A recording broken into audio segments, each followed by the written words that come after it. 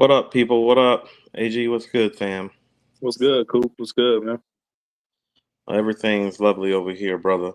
I want to start off the show. We want to continue to send our thoughts and prayers out to our co-host, friend, and compatriot, and fellow hip hop head Sean and his family right now while they are dealing with some family issues.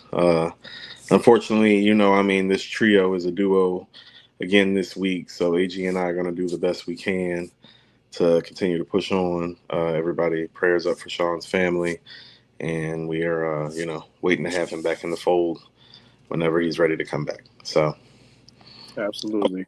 Absolutely. Can we, and, like you said before, touch and agree, can we, do a quick 5-second moment of silence, bow our heads on that? yeah. Sure.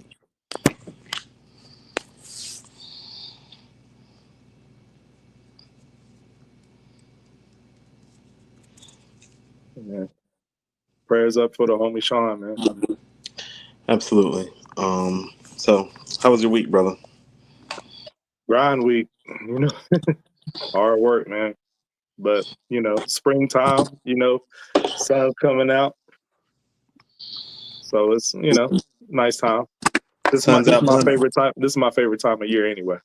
sun's out, buns out in West Virginia. Sun's out, buns I out. don't know about all that. Okay, just asking questions. I just wanted to know. Make sure you click like, share, and subscribe to our page.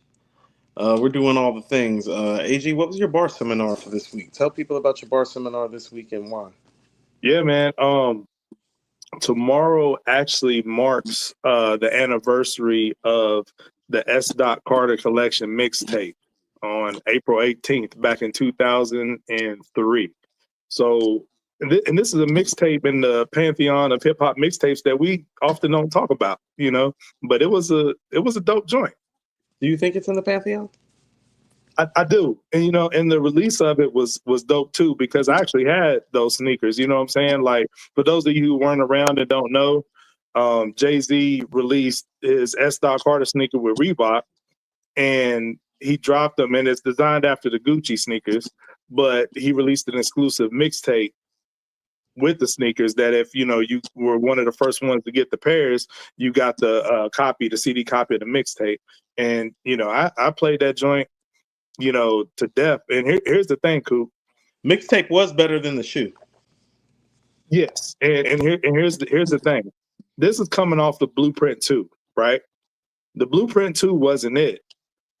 And this was when he was in heavy promo mode for the Black album. So, like I'm saying, he's promoting his shoe. This is April 2003. Black album comes out, later that year. You know what I'm saying? Fourth quarter. So, it had a lot of dope. It had a lot of old stuff on there too. A lot of exclusive joints, freestyles, and it had current freestyles over current beats. And then one of my favorite joints from the project was called "Can't Be Done," which is a freestyle over 50 Cents. If I can't beat, you know what I'm saying. So that's why I chose for my bar seminar. This is the place. This is the home of the Pump It Up freestyle and all that. That lives on this mixtape.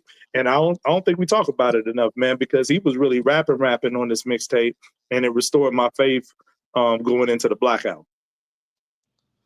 I think he was rapping around that time. Mostly about the pressure that had been felt from, Well, that. Yeah. No, that is how I view it and how I see it in terms of what happened. And I think maybe that's why I don't hold it as high. As like, is the rapping elite? It's like, well, yes, it's Jay-Z still in his prime, so the rapping's elite. Mm-hmm. Yeah. But I don't know how memorable it is. It is elite. I just don't know how memorable it is. And it is very much Blueprint 2-ish in that regard. It does have some highlights. You highlighted a couple of them. I just don't know. When you said pantheon of mixtapes, I was like, I don't know if I hold it in the pantheon of mixtapes. I hold him in the pantheon of everything that he does as an MC. Well, like here's the thing. And such. This is why, I feel the way I feel, because Jay reached a certain status where he wouldn't give us a mixtape. You know what I'm saying? To step out and do that, you know what I mean? Like, I think that was like dope to put that together. Even Nas, when he came out, you know what I'm saying, with the nigga tape, you know, to promote Untitled, like things like that. They don't do that often because they're of a certain ilk, but when they do that, it's a special moment.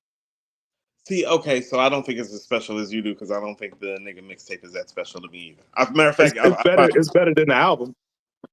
That's not saying much to me, but I do understand what you're saying. Not saying much to me. You're saying it's better than a 3. That's great.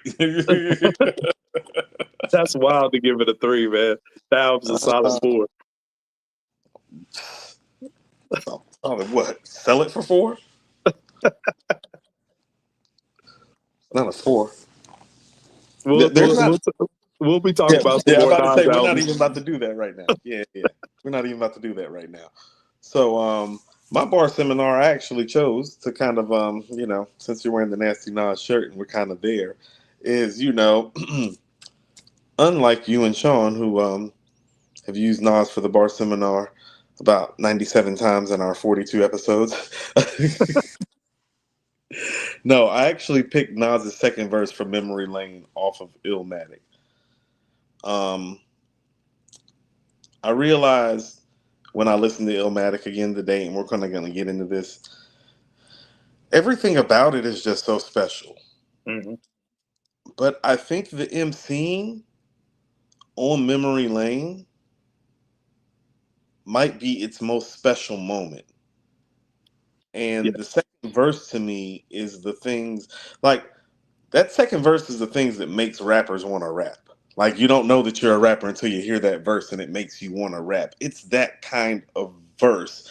On an album full of bar seminars, it's arguably the best bar seminar. And when I mean it's an album full of bar seminars, it's an album full of bar seminars, but that's arguably the best bar seminar. And it's a lot of them. We're going to talk about that shortly. But I think that's the one that is so identifiable to why people love that album and hold it so high. Let me ask you a question. You were at the Garden show a couple years ago where he did the KD3 trilogy, and he performed the second verse of this song a cappella. He did. And talk a little bit about the breath control and how amazing it was, because it's a lot of bar work, and it's a lot of wordplay in that verse. Talk about how stellar it was to hear him do that verse a cappella at his age and maintain the breath control to do that.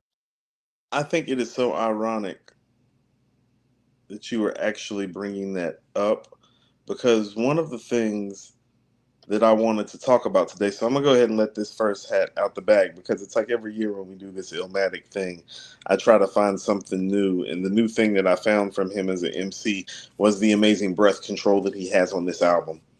Like, some of this stuff, it was much easier for me to rap to it at 17, 18, 19. Right. Me trying to follow some of this stuff now at 43, 44, a little bit more wear and tear, and I'm listening to this, I'm like, oh no, the breath control is amazing. This is one of those moments. Him on Memory Lane and The World Is Yours, just breath control wise, is some of the more unheralded stuff, because he is weaving in and out of these words so seamlessly while still rapping, while maintaining his breath. And you can tell it's not being punched in. Like, you can tell he's rapping it. Yeah, it's difficult for you after a few cigars, right? Different after a little wear and tear on the body. That's all I got to say. It's pretty amazing what he does here. I will tell you this. I've been to a lot of rap shows. There have been very few moments that, like, literally I thought were so beautiful that, like, had me on the verge of tears. Him doing that second verse of Memory Lane, and the moment where he talked about his mother working at the post office. Those were like the touching moments of the show, in my opinion. And so, yeah, it was like that. It wasn't to just hear the breath control, the skill, how beautiful the poetry still sounds today, how reflective it is, how beautiful it sounds a cappella. Like, it's all of those things, but there's the part of it where you realize it's very, very touching. And that's what I mean about it being the verse on that album, because it might be the most poignant verse on the album. And he's known for being poignant. Mm-hmm. I think it's the best. I agree with you. I think it's the best verse on the album. Well, it's because it's what he does best. That's what I mean. That's what's memorable about it. If when we Mhm. when if in retrospect, when we look at his career, I think we can go back to that song and the way that he's rapping on those songs, and that's what he's heralded for. Mhm. And so yeah, so that was my choice. It's one of my favorite verses of all time, and we're gonna move into some anniversaries, starting Oh, with Kendrick.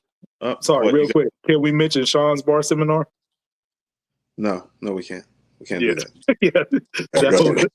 I'm just that messing. Yeah, go ahead. Go that ahead. was also Nas Escobar on DJ Clue the Professional Part 3 on a song called War, which is one of my favorite slept on Nas tracks that nobody talks about. And he just went crazy on there. I got on a nasty Nas shirt. When he gets in that bag, he said, God dish me out his nuts, the devil swallowed me up or burned a hole in his gut. Like, when he gets in that bag, he's untouchable, man. Like nobody says stuff like that. You know what I'm saying? It's just crazy. But yeah, I just He, wanted to highlight that. he's always had the rare gift of making the very abrasive sound poetic. Right. Like Biggie made it sound fun. Nas makes it sound poetic. Yep, you're correct. You're correct. Hmm. Yep. So moving on, I just wanted to throw that out there. No. Shout out to Sean and his bar seminar as well. So we have Kendrick Lamar, AG, celebrating the anniversary with Hmm. Damn, which came out April 14th, 2017. Uh, just give me some of your thoughts about Damn, AG. Like, tell me what some of your synopses of the album. Where do you have it in Kendrick's catalog? I think is a tired question to ask at this point because I think we spent so much time waxing poetic about that. Tell me about what you think are the songs on here that would go on his greatest hits catalog. Like, let's say you get 15 songs for a Ooh, greatest hit. man. Yeah, you got Um, 15 songs on the greatest hits. How many songs off of Damn are going on Kendrick's greatest hits? Because I think when you do that, sometimes it lets you know where the album kind of falls. what's crazy, Cool? That's a dope question because I was just getting ready to say I feel like this is his most well-rounded and balanced album as far Mm-hmm. as lyrically and commercial radio friendly, sounding records. You know what I mean? I think this is the best marriage of that out of his entire catalog. Even better than Good Kid, Mad City. You know what I mean? I think Damn has a more commercial appeal to it. More Um, commercial, yes. yeah, more commercial appeal.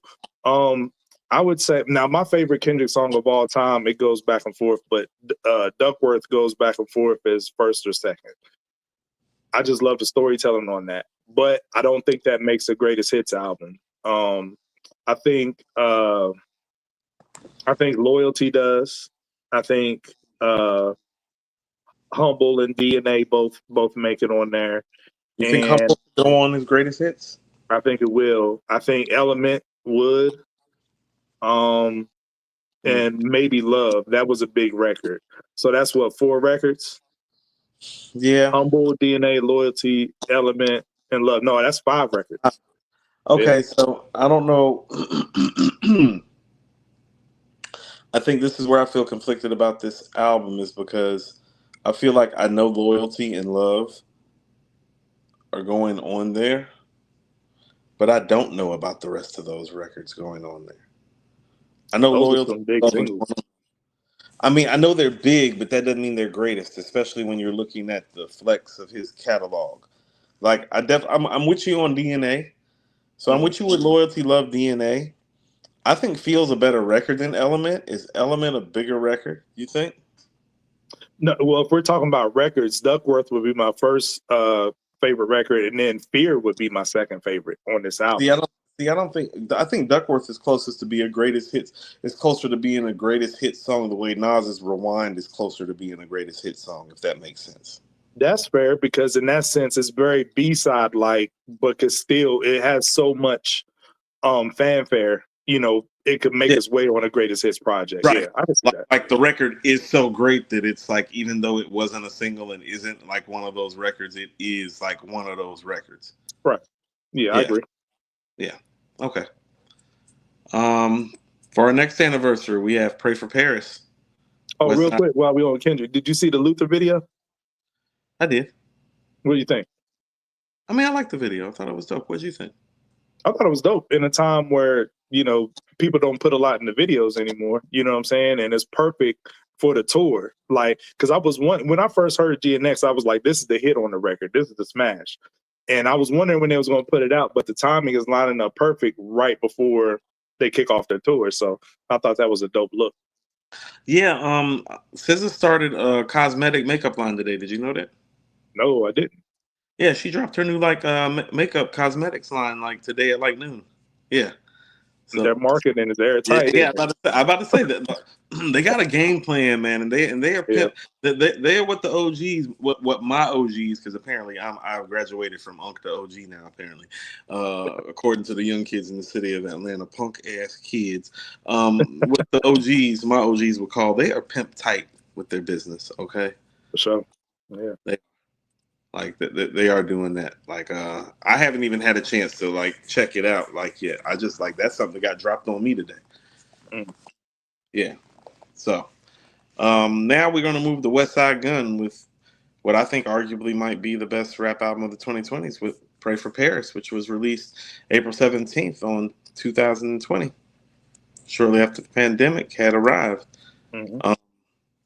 I've waxed poetic about this album to ad nauseum.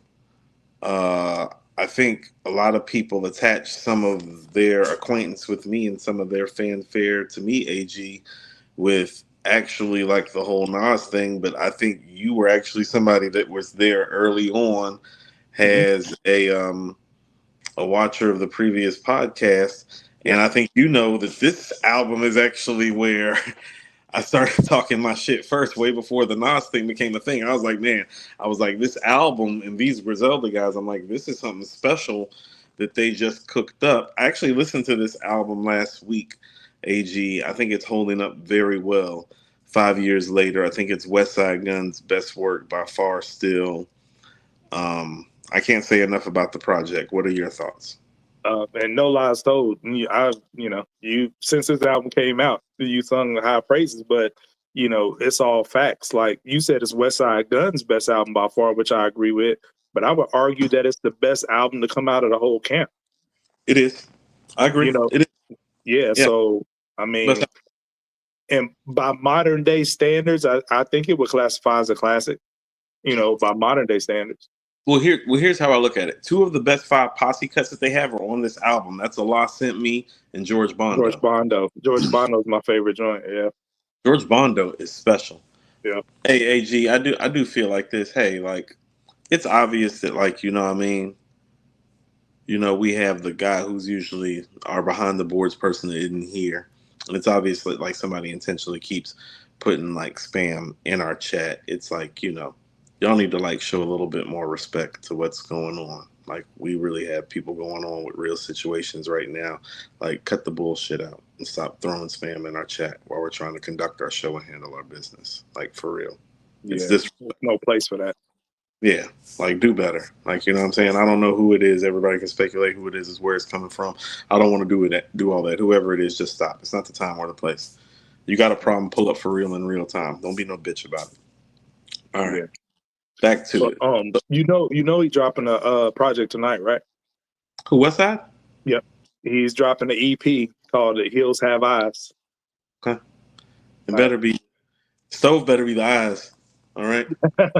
Oh, speaking of Stove, they dropping the this might be a crazy posse cut. Static Selector putting out a record tonight too. It's called The Lube. It got Stove, West Side, Rome Streets, and I believe Joey Badass. Yeah. We'll see how that pairing goes. Yeah. It sounds like on paper, this is probably going to be tough. You remember that Eagles team that had like all them names on it? Had Vic and yeah, Vince Young. Yeah. Sometimes it just be looking good on paper. We'll see how. Yeah. See what the I don't know if Static's on the production or not, but I think it'll probably be dope. We'll see what the real time of it looks like. So I'll tell you this, and of course we're gonna get here. Nas is Illmatic, of course, April 19th. 1994. Now, AG, you have some things that you would like to submit to our audience, a special tribute that you would like to break down. So go ahead and share everybody what it is we're about to do. Yeah, so you talk about waxing poetic about something ad nauseum.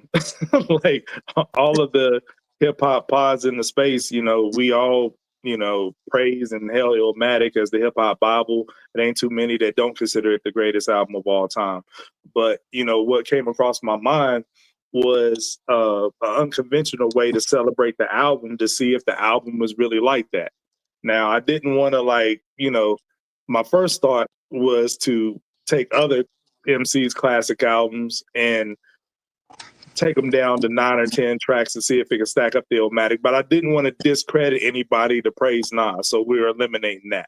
But what I do want to do is within Nas's own catalog, take some of the albums that people do consider classics of his as well, and see if me and Coop can curate them and cut the fat down to 9 or 10 tracks, whichever we want to do, and see if it could even slap box with Illmatic, or perhaps even be better than it in a vacuum, that is, because a lot of things come into play, like cohesiveness and how album flows or whatever. But we're just, in mad scientist mode. See if we can cut the fat on some of these albums down to 9 or 10 tracks and see if it's competing with Illmatic.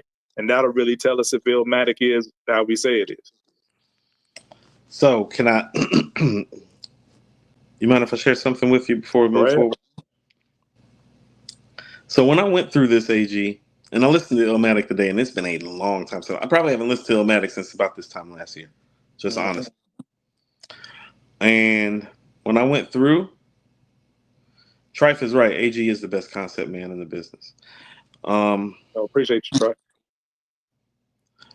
When I went through this, AG, just realistically, after I got done listening to Illmatic and still having my mind blown like I'm 13 years old again,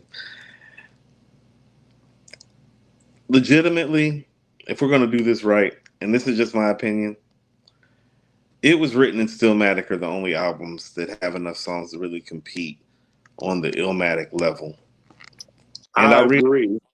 And I realized that today, and I'm going to tell you something, and I'm going to take some responsibility for this as well.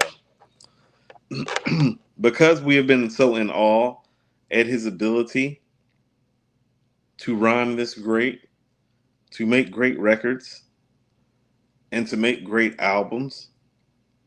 I'm not saying we're overstating the classic nature of what his current run has been, but it is a different kind of run. And it ain't this It Was Written Stillmatic lost it's pretty much, I mean, when I got down to it, right. and it's the, for me, it's the lost tape Stillmatic and It Was Written, and the rest of this stuff, although it might be classic, AG, the records, when you really start lining them up, because what I really did today is that when I did It Was Written and Stillmatic, I actually did an album of 9 records of each one of those that I thought can slapbox very, very well with Illmatic. Mm-hmm. I would like to do the Lost Tapes one live with you, because I'm not sure how well that goes, which made me really realize why he didn't release some of this stuff. Yeah. Well, as great as it is. But hold on one second, AG. But when I got the KD3, most of us do consider to be the best run in this series. As much as I love these records, I have to respectfully tell you, they are not on the level of these records that I wrote down for It Was Written Stillmatic and the Lost Tapes. They're just not. You feel what I'm saying? I think it's like comparing 2 3-peats, or like Jordan's first 3-peat against his second 3-peat and stuff. It looks different in different ways, but I'm with you. And I think Stillmatic and It Was Written are definitely the ones. I questioned if you want to do Lost Tapes, but that's a good pull. I got it down, but I got also, I want to slow cook those, because those are the obvious ones, right? Right. I do want to see if like the Lost Tapes is like the outlier, but here's what I'm saying. When I lined it up, I realized, and people can respect this or not. Oh no, the Lost Tapes is better than all 6 of these albums from the KD and the Magic run, though. Yeah. Well, I have Lost Tapes at number 5 in my top 5, and I have KD3 at number 4. Well, okay, so how about this? KD3 might be a better album, but Lost Tapes has better songs. Lost Tapes is what crazy. I'm saying? You know what I'm saying when I'm saying that? It's like the Lost Tapes has better songs than KD3 is what I'm saying. And when we are doing this, it made me realize the importance of just the strength of the songs. And what I'm telling you is that the strong songs on the Lost Tapes are stronger than the strong songs on KD3. That's what I'm saying. Because when you that's what we talked about on the IM show. It like would have made IM crazy great, if those records would have been on there. It's just ridiculous. But yeah, those are all main contenders. And I wanted to kind of give some dark horses some chances. So those three are the ones that got the most chance. You always want to give people chances and shit. I don't be with it. let's slow cook and give the dark horses some chances. We'll go through it quick. The three dark horses I got is Life is Good, God's Son, and KD3. Right? So let's just cut them down. Let's start with Life is Good because it got the most tracks. That's fine. All right. So Life is Good. So I know you personally don't count bonus tracks, so I'll give you that. Because no. You want to know what? I'm gonna show people that I'm flexible, and I'm gonna come off the bonus track thing because you want to know what? People have been wearing me out 5 years now about these damn extra songs, specifically on Life is Good. It makes a difference, man. It takes it from an almost classic to a classic. I don't like it, but I'm going to go with the masses, and y'all have been on me about it for a minute. So go ahead and count your bonus tracks. Okay, so I'm gonna go through it, and you say if you think it stays in there. And I'll rip if it needs cut. We'll go ahead and cut it. So it's 19 tracks with the bonus track. So are we cutting 10 or 9? Because ILLMATIC is 9 records, but 10 tracks. Are we going for the? What are we going for? I'm going for the 9. All right, let's do it. All right, so we gotta cut 10 tracks. No introduction. You can keep that. Yeah, I think that stays. Locomotive. That stays. That gotta stay. A Queen Story. That's gotta stay. Accident Murderers. Stays. I love Accident Murders. People don't love Accident Murderers the way we do. I love it. I'm actually Ross wrapped off topic, but it's a great song. Ross's verse is great too. Everybody's like he's off topic. He is off topic, but I actually think it's some of his better rapping. Yeah. Can we just table that one for a minute? Because I don't think I don't know if Accident Murderers is gonna make this cut. Actually, Life is Good is pretty strong, especially if you're doing the bonus tracks. Yeah. Daughters. Yeah, it's gotta make it. That's something that I realize is like you gotta have some texture. Yeah, absolutely. Yeah. Reach Out. No. I'm personally cutting this one. Yeah, let's cut. All right. World's an Addiction. That's gotta stay for me. Are you sure with the other records that are coming behind it? Yeah. Think about how many songs we got left, though. Are you sure? That last verse is powerful, bro. It is, but I'm not sure the record overall, like where I would. We can put it on for now. We'll table it. Okay. Summer on Smash. No, it's negative. It's a negative. It's the Braveheart party of Life is Good. Thanks. No doubt. You wouldn't understand. No. I'm good on that. Yeah, you can keep that. Back When. I think that might stay. I think you can keep that too. Because I think like the next stretches of songs, like watch, because don't we already have like 4 songs, right? 1, 2. We got 3 going. And what number are we on? 10. Yeah, see what I'm saying? Yeah. Life is Good is strong. So eliminate Back When. Yeah, that's going to go. All right. The Dawn. That goes hard, man. I think it stays. I think the Dawn stays. It does. Stays, evidently. Stays forever. Stays forever. It might be the best record on there. Yeah. Cherry Wine. Stays. I think it stays.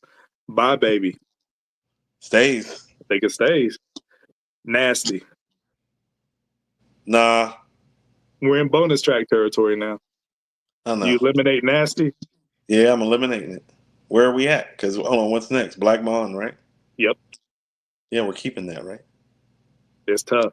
Black Bond is tough. Black Bond. Then we got Roses.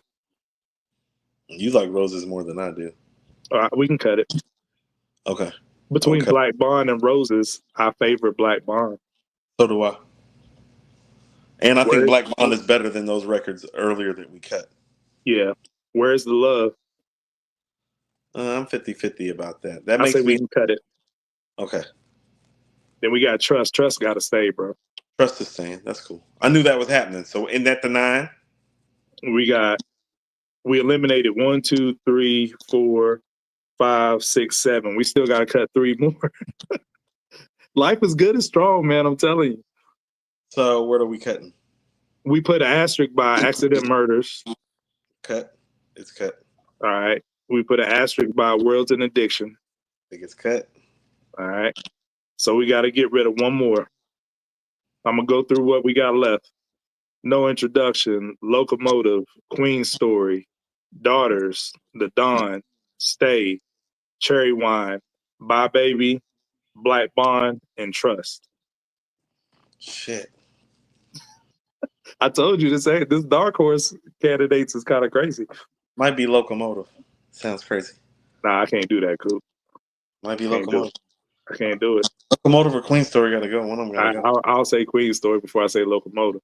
Really? You like Locomotive more than Queen Story? I do, and I know I'm disappointing Sean. Queens get the money, but Queen Story got to go. Okay, it's Queen Story or Locomotive. The mother records are staying.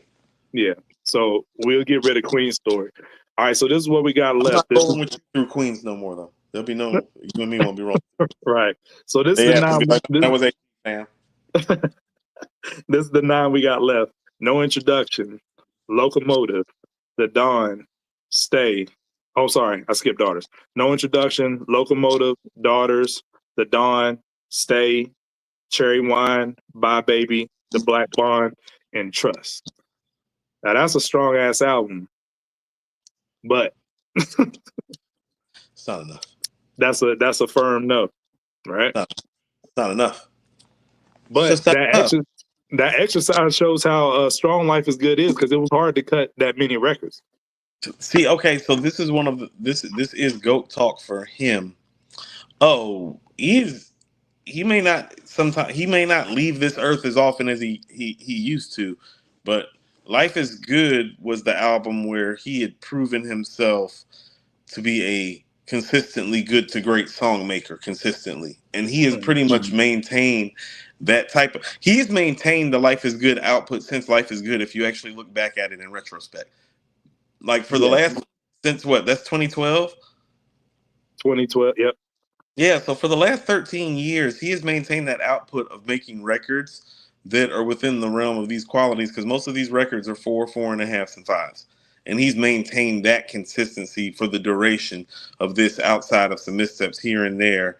And I mean, when you have a misstep like a Nasir's got a lot of records that are 4s, though. True. But on this one, remember how you was talking about Cuban Links rapping at a high level over a long amount of tracks?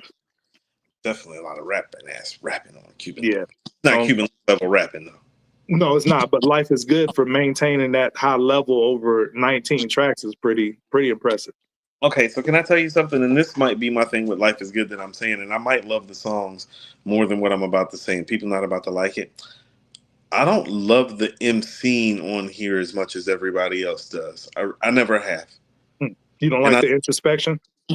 I like the introspection, and maybe it's the adjustment period from the lyricist going from the lyrical introspection to the personal introspection. But I didn't find it to be some sort of like masterpiece lyrically. I did find it to have you. It very much made you think, but I think he does that a variety of ways. And he did make you think differently on this album. But lyrically, I don't hold it as high as a lot of you all do. Okay. Well, let's go to one that he was rapping lyrically, which I think is better lyrically than Life is Good. Life is Good is a better album than this to me, but I think he's rapping better on this album, and that would be Godson. Okay, so I already feel like this is about to be our problem with Godson. Is that, well, those first 3 or 4 records are more than enough, and nothing else is. But keep going. Yeah. So Get Down stays, evidently, right? Absolutely. Forever. For the record, we got to cut 5 off of this. All right, The Cross. Does it stay? No. Yeah. I figured we eliminate that. Made You Look stays, evidently. Last Real Nigga Alive stays. Correct. Zone Out is getting cut, correct? That is correct. Hey Nas is getting cut, right? That is correct. I Can. I'm conflicted on I Can. I don't like I Can, but we can keep I Can. All right. Book of Rhymes is going to stay. Absolutely. Book Thug's of Rhymes. Mansion. How about this? Book of Rhymes is introspective the way Life is Good is, but I feel like it still hits that lyrical mark at a high level that he's known for. Yeah. While still being Absolutely. introspective. Absolutely. Yeah. Absolutely. You know, and a lot of times that depends on what you're being introspective about. You know what I'm saying? Because if, you know, you're not vibing with the subject matter of Life is Good, you know what I mean? Then, you know, subject matter is key. I mean, you know, I've been divorced before. My ex-wife tried to ruin my life today. Threw up all types of gang signs today. I don't. Kidding. I see the connection with Life is Good. You know, Right? tell us how you really feel. Oh, trust me, I'm very closely connected. Life is good.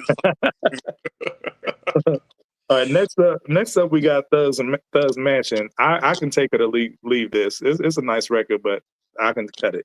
You can leave it. How about that? That's what we'll do. We'll leave it. Okay. Actually, put an asterisk by that. Put an asterisk by that because I think All there right. might be other songs that may come up that we may end up thinking it's like, well, no, Thug Mansion is better than that. Go ahead. Yeah, that's the Pac loving, but Mastermind. I like Mastermind got to stay. Warrior song. I think we might need to cut that. Really? Yeah, I'm not big on that record. You're not big on Alicia Keys? It just didn't pair well with me. I don't know. Okay. I didn't like the pairing. You can circle that. I'm not mad at it, but I like that song. You can cut that. Revolutionary Warfare. That's the joint with Lake, right? Yeah. I like Revolutionary Warfare. This is my second favorite beat on the album next to Made You Look. Yeah, the beat is dope. Yeah, I like Revolutionary Warfare. Dance is I'd cut Dance just because it's so heavy. If we're trying to win, gotta go. Yeah. And then Heaven can stay. Heaven is a great record. Heaven to me is the sleeper song on this album. I think it's one of the 5 best records on here. So we got our 9, I believe. We cut 1, 2, 3, 4, 5. Yeah, we cut 5. So we got Get Down, Made You Look, Last Real Nigga Alive, I Can, Book of Rhymes, Thug's Mansion, Mastermind, Revolutionary Warfare, and Heaven. Not enough. Still not strong enough. Not enough. It's not enough. Your arms are too short to box with God, son. Arms are too short to box with God, son. Yeah. We can't even do Magic. Magic is 9 songs and already lost. You know what? I wrote Magic down, and as soon as I wrote Magic down, and then I went and listed Illmatic, I just scratched Magic off my list. I was like, okay, so we're just gonna scratch that off. Right. We're just gonna scratch it off. So we're not even gonna do that to Magic. Let's do KD3, and then we'll go to the 3 top contenders. Look, Illmatic make Magic look like AC Green.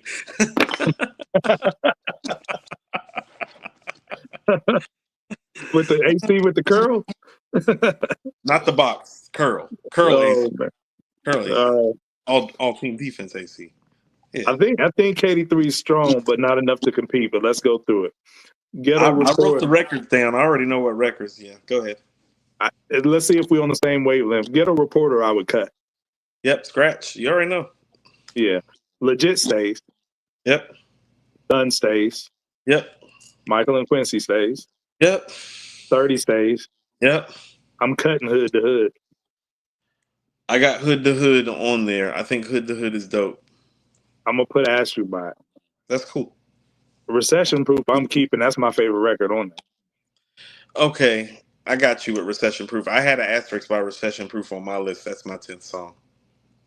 Yeah, because the rhyme schemes on there is just crazy. Reminisce. I would keep Reminisce. Keeping Reminisce. Yeah, Hit Boy lost his mind on that. That was crazy. Serious Interlude, although good, is just an interlude. It can go. I love Serious Interlude. Another record I can relate to. Gotta go. I'm on Fire. I think it may have to go, even though I love the record. I agree. I love it, but it gotta go. Yeah, we gotta eliminate 8 total. By the way, yeah, so it gotta go. Yeah, WTF SMH. I think that stays. I personally love that record, AG, but if we're doing 9 records, I think it may have to go. I'll put an asterisk by it. That's cool. I Dance personally for Jay and love, Hit Boy did their thing. no, I personally love the record, AG, but I don't know if it's Mm. gonna. I don't know if it's gonna make the cut. Once a man, twice a child. That's making the cut. Has to stay. Yeah, Has that's to stay. You know, that's very. You always talk about the timeless themes on Illmatic. That's very Illmatic-esque. You know. it. I was thinking Stillmatic-esque, but yes, Yeah. Well, it's a sequel to Second Childhood in some senses. You know. But yes, Get Light, yes, definite. keeping it. Yeah, I'm keeping Beat. it. I don't think we're gonna keep it. That's a strong concept record. Oh, It I is. I skipped First Time. think we're keeping First Time. First Time is like Memory Lane Part 2 in a way. Definitely not the same level, but I do hear what you're saying. Yeah, Right. keeping first. Don't Shoot gotta go. Yeah, Till My Last Breath gotta go. yeah. But I say, don't we already have 9? Don't the rest of these records gotta go anyway? Nah, let's see. We eliminated 1, 2, 3, 4, 5, 6. We got 2 more to cut. And I had an asterisk by Hood to Hood and an asterisk by WTF SMH. I think we gotta scratch them. All right. So this is what we got left for the 9 tracks. We got Legit, Thud, Michael and Quincy, 30, Recession Proof, Reminisce, Once a Man, Twice a Child, Get Light, and First Time. That's a strong 9. That's But very, very strong. what Jadakiss say at the verses? It's good, but it's not enough. It's not enough. Yo, if any of y'all disagree in the chat, if y'all think these could slap box with Illmatic, let us know. Because we doing our best to slim the fat, trim the fat. So this is the part. This is the part of it. KD3 for most of us has crept into the top 5, but to David, For me. But that's what I'm saying. AG is it? Nah, those records that you name. Listen to the records that I'm about to name. No Ideas Original, Do Rags, Black Zombie. So we cutting 2 from Lost Tapes. Have you cut any yet? No, go ahead. No, I was waiting to do that with you live. That was the one I wanted to do with you live because I was like, I'm pretty certain because AG, you and I, we think similarly about a lot of things hip hop wise. So I was like, so I got It Was Written in Stillmatic, and I know AG do too. I was like, so we can go through our list on that because I'm pretty certain we already got that mapped out. But I had KD3 off to the side written out, and I was like, I'm gonna wait for AG to do the Lost Tapes. Yeah, this one's interesting because Lost Tapes is very, you know, uncut raw like Illmatic is. So the highs are stunning. Yeah. And to cut 2 records would be kind of difficult, but I think I know which ones I want to cut. But I'm interested to see if you agree on them. All right, we got Do Rags. I think Do Rags stays, right? One of his best songs. Right. It's one of the best songs he ever did. It's one of the best songs he ever did. My Way, I would put an asterisk by. Yep, definitely put an asterisk by My Way. You Gotta Love It stays for me. Definitely staying. It's definitely staying. Nothing Lasts Forever gets an asterisk. Definitely gets an asterisk. Yep. No Ideas Original is my favorite. It stays. It's a classic. Stays. Blazer 50. Gotta stay. What are we talking about here? What are we talking about? Everybody's Crazy. I'm just keeping on the strip of the Jay-Z subs. The beat's pretty crazy though. It is.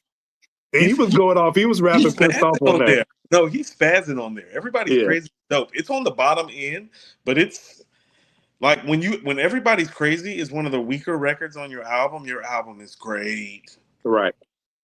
Purple stay. Yeah, that's easy. Drunk by Myself, I Gotta Stay. Beautiful. It's great. One of his greatest records, man. For me, Black Zombies is a cut. That's the weakest song because of the beat. Oh, the bar work is just so stellar. I don't know, AG. It is. The bars on there is just oof. He's pretty lethal on there. He is. I just never gravitated towards that beat. That's my least favorite beat on this whole thing. That's activist Esco on that ass. You know what I mean? And this would be a song could give Untitled a boost, but would have been much, but it would. Oh yeah, take it past a 3. The hook is my favorite part of this record. It's the best Walking, part, right? talking, dead. What do you think you'll live? That joint goes crazy. Asterisk, asterisk, asterisk. We might All have right. to, because I might like Black Zombie over My Way. Right. Okay, yeah, asterisk that. And you realize we haven't cut anything. We just got 3 asterisks. That's cool. That's how this is going, AG. Papa was a player. Has to stay. That's a stay. Fetus has to stay. Absolutely. So it's we got to cut 2 out of these 3. My Way, Nothing Lasts Forever, and Black Zombies. I would cut Nothing Lasts Forever. I agree. And between I think My Way is stronger than Black Zombies, where he's talking about Will, you know what I'm saying? Where he's buried in his, feel suit and heavy chain. I want to be iced up. They could bury me the same. Like, yeah, I mean, he was going crazy on there. Yeah. Just looking at him, staring beyond. I would go with My Way. That's cool. I rock with you, AG. I give you that because it's close, and I'm not super. I'm not like. It's not like I'm gonna be like hurt because I don't think Black Zombies is. How about this? My Way stands a better chance against some of those Stillmatic. It was written KD3 records than Black Zombie does. I think because of the beat. Yeah, that's my only complaint on it. So what we have left is Do Rags. We got My Way. Do Rags, My Way, You Gotta Love It, No Ideas Original, Blazer 50, Everybody's Crazy, Purple, Drunk by Myself, Papa Was a Player, and then Fetus. No, we gotta cut one more, dog. Because we got 10 records left. We gotta cut My Way then. Because we gotta take it down to 9. It's gone. Take it down. Yeah. Nah.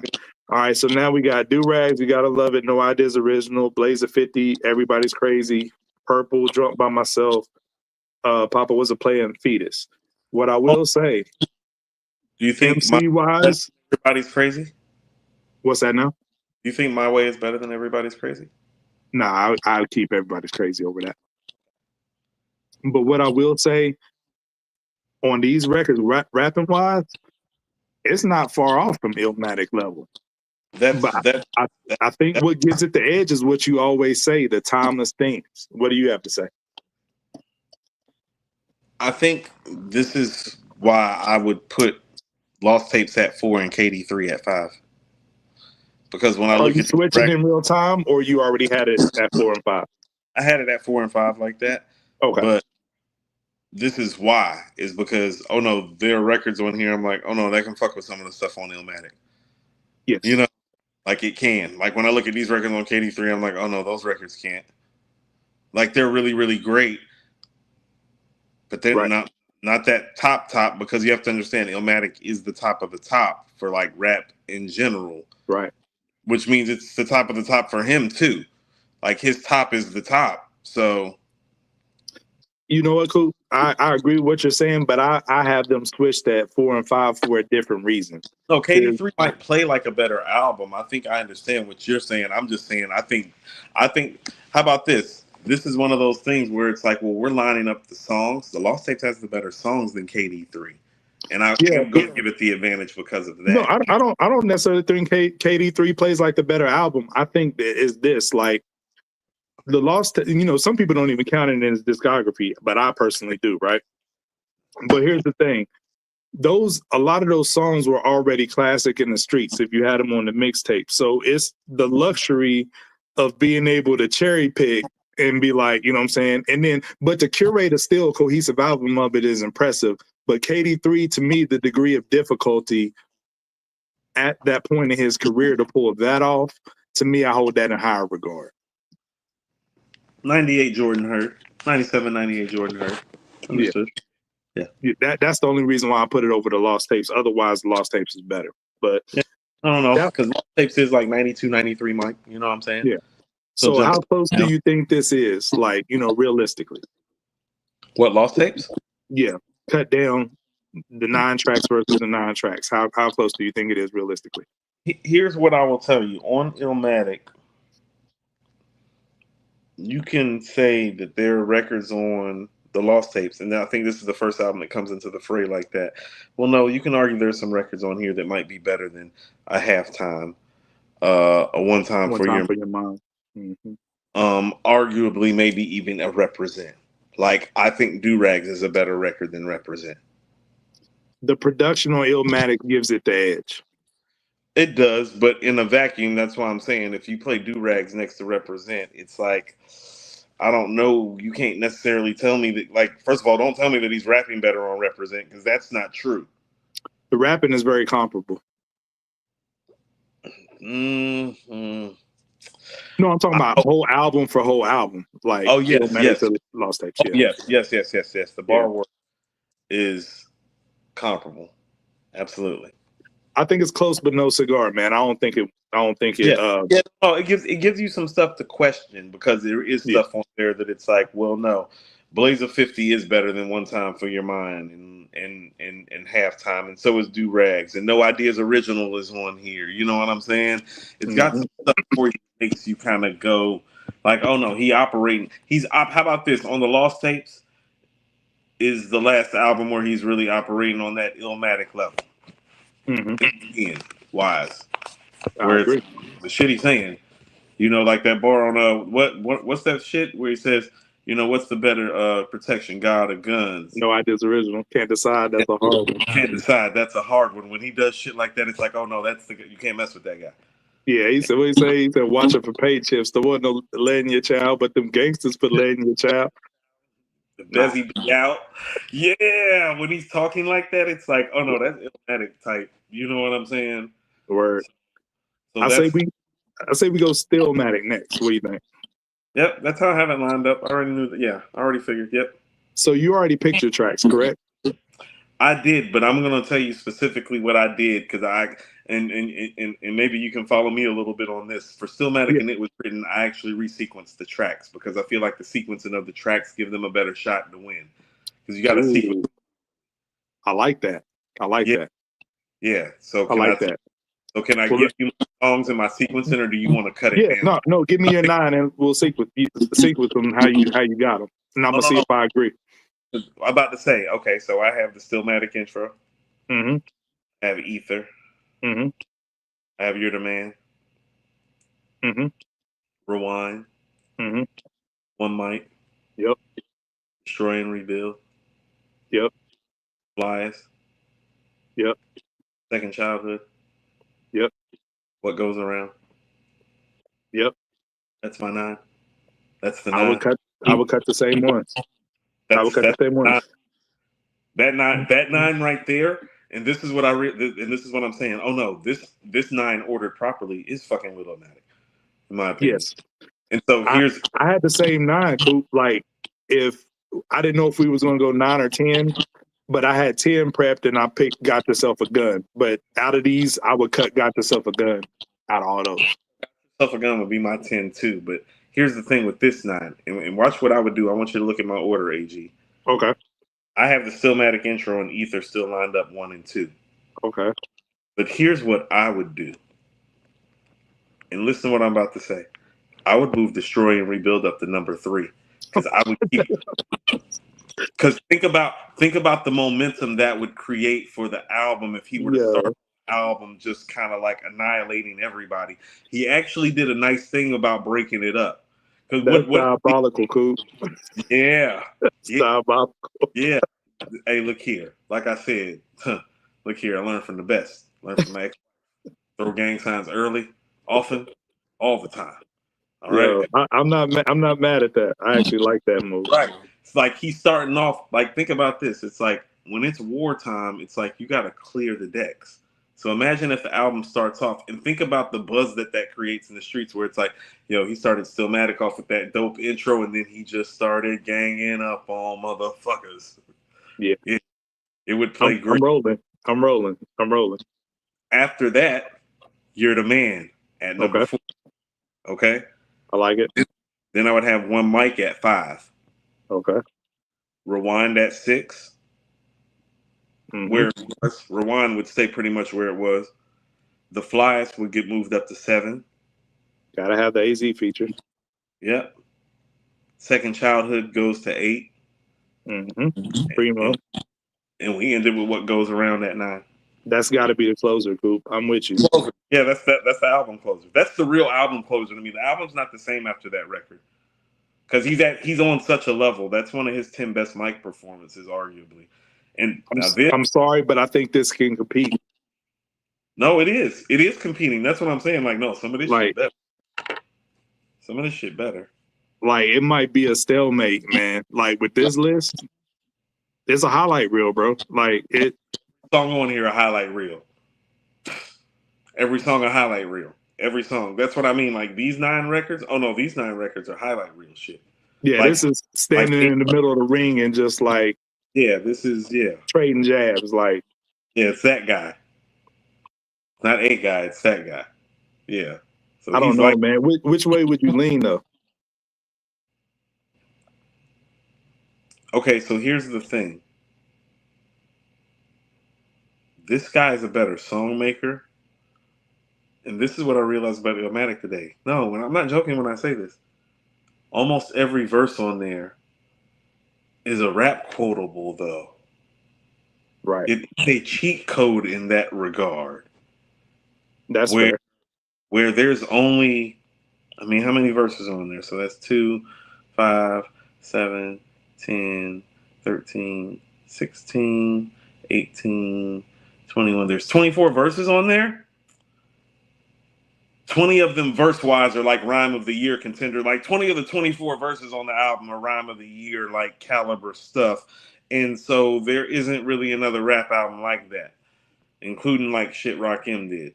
So that's where ILLMATIC becomes hard to fuck with. It's like, well, you can't fuck with the fact that it's like it's lyrical and super memorable at the same time.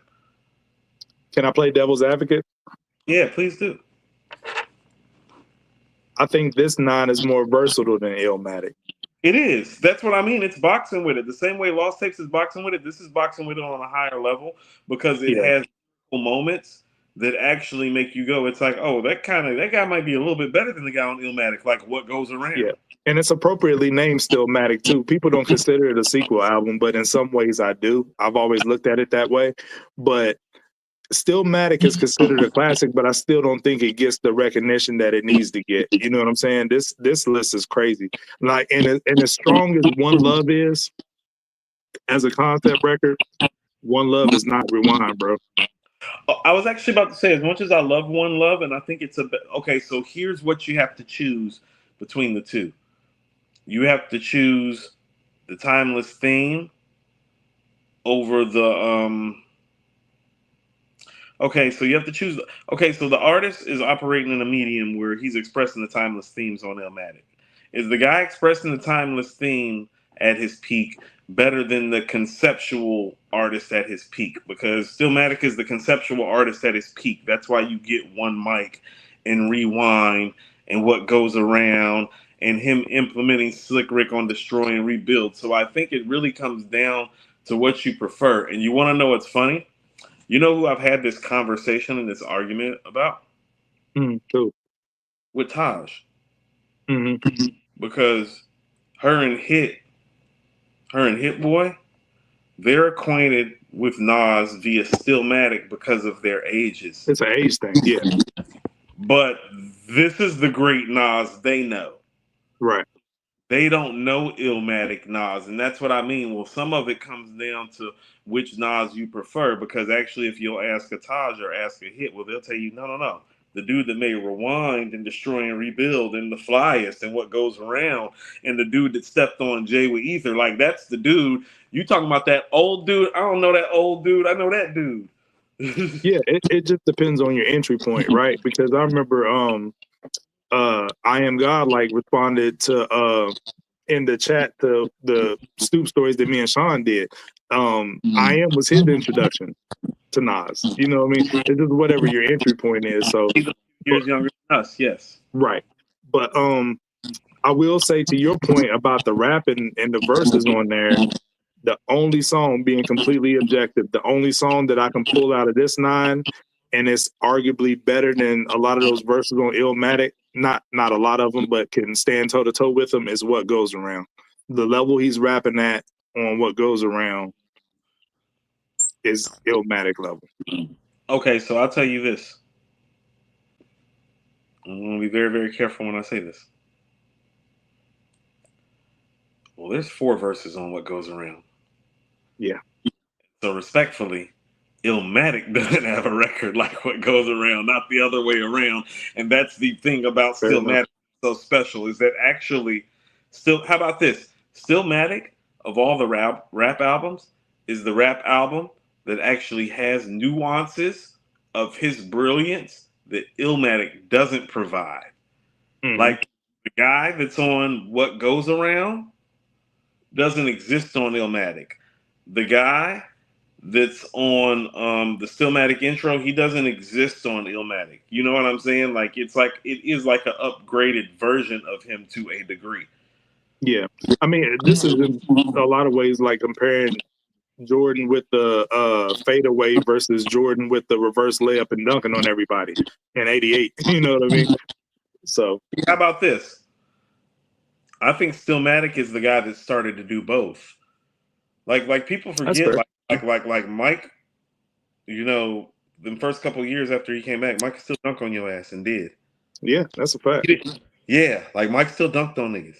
He didn't like jump and like put his nuts on their head like he used to, but you still get dunked on. You still getting dunked on. Well, I'll tell you what the deciding factor is for me though. It's only one feature on both of these joints, and that's AZ. The Flies ain't competing with Life's a Bitch in no arena. Very few records are. Life's a Bitch is one of the best rap records ever created, AG. But what I will tell you, and this is what I mean about Stillmatic provides things that Illmatic doesn't provide, which is what makes it conversational, has a talent. The guy that's on Illmatic is capable of writing Rewind, but his maturity as a writer hasn't grown to the level of thinking of that concept yet. The talent is there. The gift is there to make a rewind. The mind is not there yet to make the rewind. The gift is there.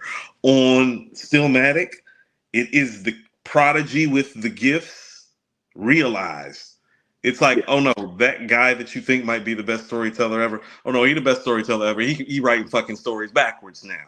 Yeah, he's just stunting on this. You know, he's just showing off. No, that's what I mean when it's a highlight reel. It's like him at batting practice. It's like, oh, you write stories, I write stories backwards. It's like you do disc records, I end people's reigns. Right. That's a fact.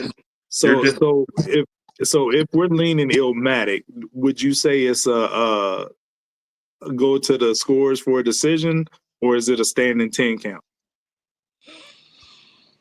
How about this? It's actually probably, if you really want to know the truth, it's the first 3 records on Illmatic that would probably put it over Stillmatic, and just those 3 records alone. It's New York State of Mind, Life's a Bitch, and The World Is Yours. Those records are that special that they strong themselves. They just separate themselves in such a manner that even the strong stuff on here doesn't look as strong when you put it next to those 3 records, especially when you put it in succession.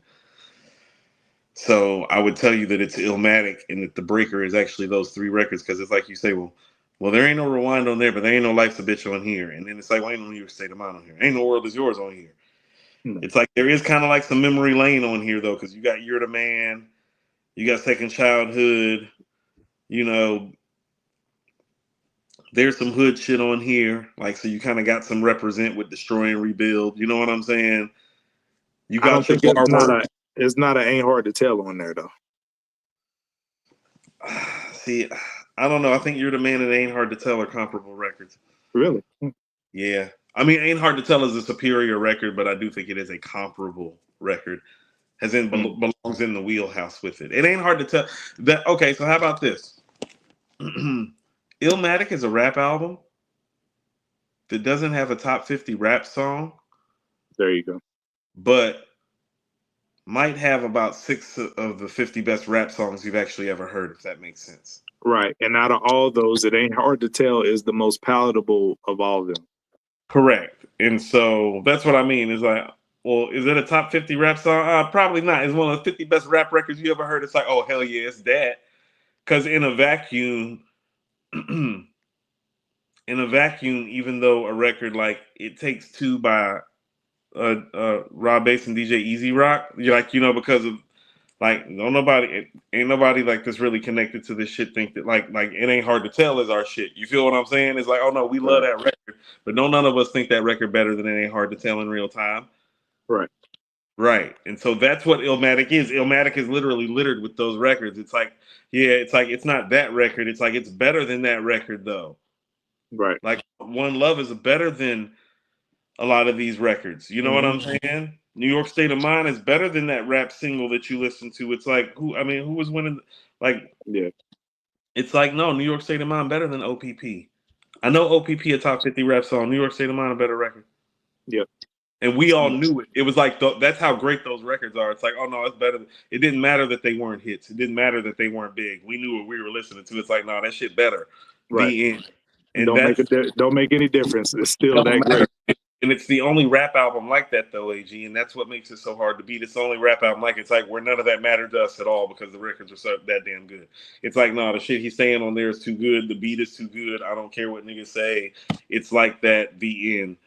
Big facts. Big facts. It's hard to beat because of that.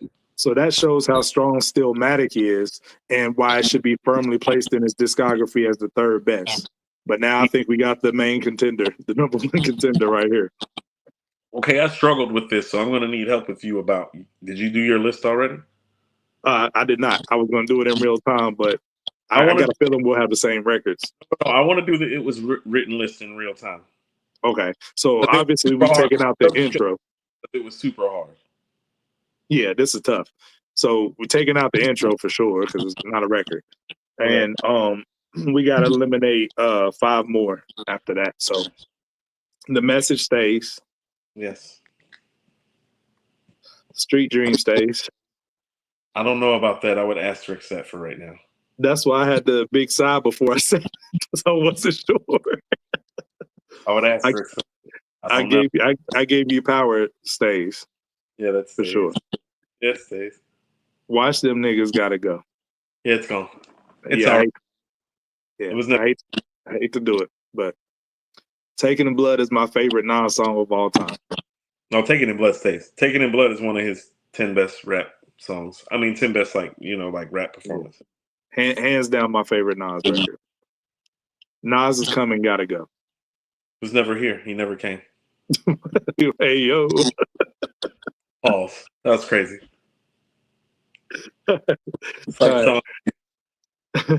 Affirmative Action has to stay one of the best posse cuts of all time. You don't sound so sure. Pause. Just circle it. Don't even asterisk. Just put a circle. Okay. The Setup stays. I'll set up staying forever. Black Girl Lost Gotta Go. Yeah, it's gone. It's gone. It got lost. It did. I'm cool with eliminating Suspect. Okay, so Suspect is one of those records where it's like, I think it gets lost in the fact that it's just not as great as the other records around it, but that's a really dope ass record, AG. It is, but I ain't gonna keep it over Affirmative Action. That's fair. Cancel Suspect.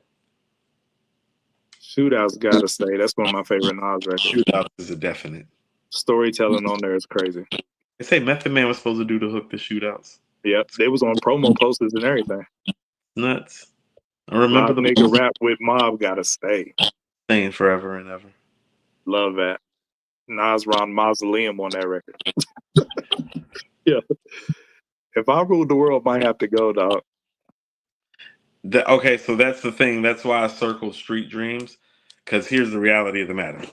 If we're picking 9 of these records, Street Dreams and If I Ruled the World both can't stay, and Street Dreams ain't the record that gets to stay over the record with Lauryn Hill with the Curtis Blow inspired beat breaking sample. And that's the thing. That's totally fair. I'm with you. But if we were talking Street Dream remix, we would have a different story.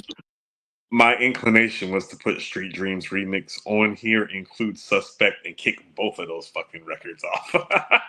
Well, we I'm not mad at that. But we still got Silent Murder in the Fredo. Silent Murder is a top 5 Nas song for me. That's going on there. That's why if I rule the world in Yeah. street, both about to get kicked off this list. Except we got our 9 though. Yeah. All right. So the message, you sequenced these? Did you sequence these? I did. Okay, let me hear your sequence instead of me just reading them out. I have the message at 1. Mm-hmm. Because that's still one of the best album start offs ever. Ever. I And they actually can slap box with New York State of Mind. People say it would be better. Some people think that it's better. I do not agree with that sentiment, but I do understand. It's a fight. It's a fight. It's a fair fight. Number 2, I put the setup up at number 2. Okay. Because actually, if we're just doing it song wise, we don't got a position it was written the same. Like he had to sell records. Like this album is actually a grimy ass album outside of Street Dreams and If I Rule the World and Black Girl Lost.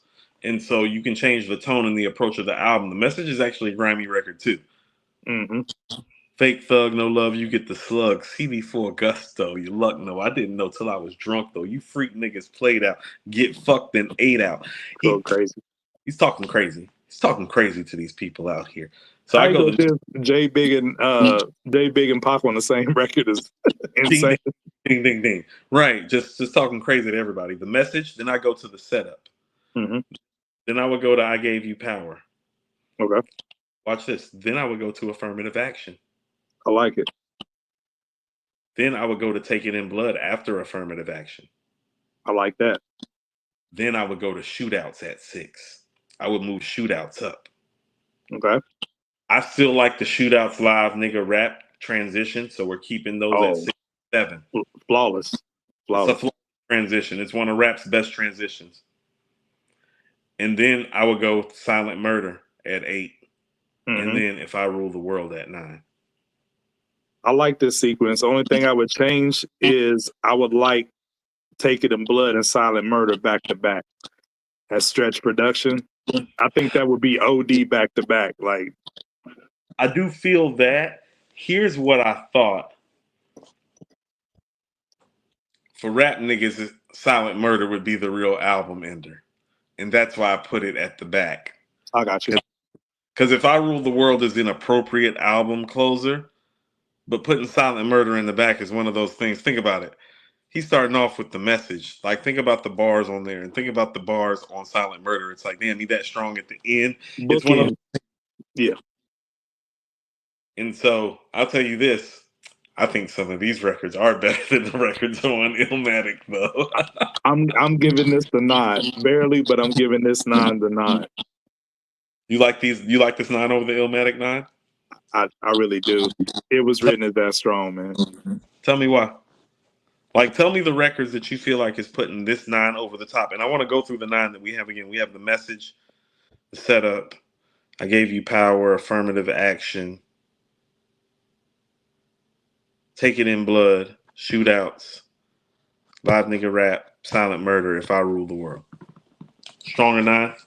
Okay, tell me this. What 2 records are gonna help cancel out New York State of Mind and It Ain't Hard to Tell? What 2 records?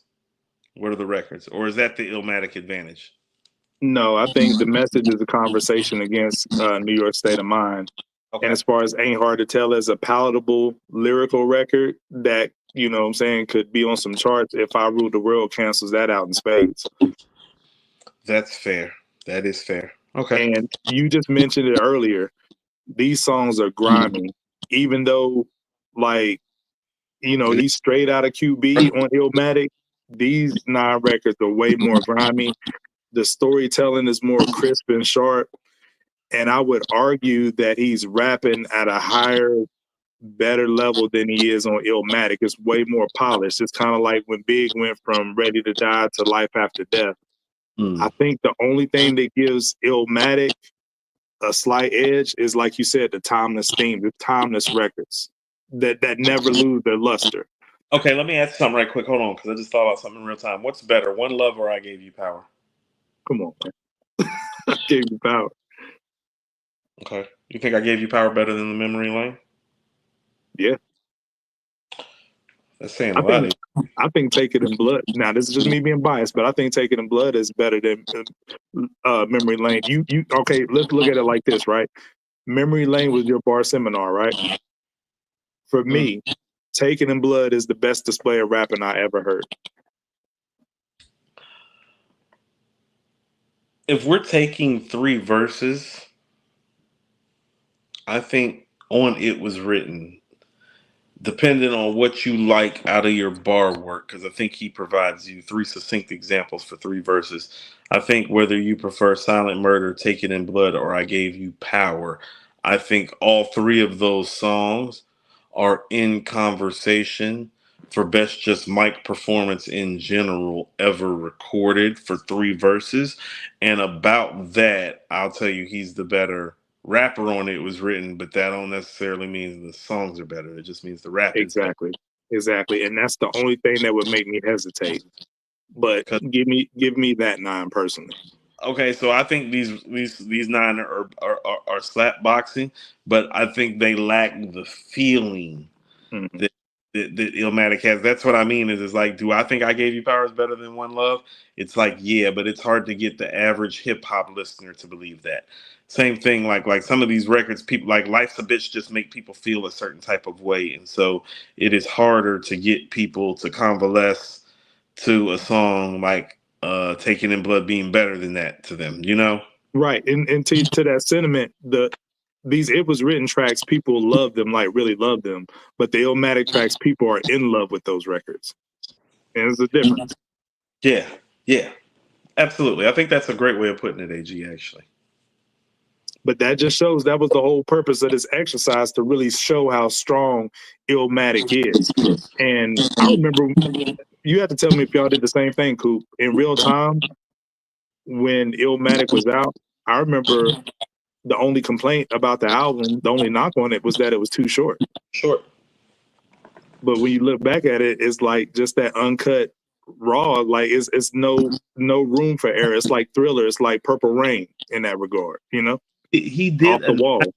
He did a 9-track album in an era where everybody had started making 13 to 17 track length players.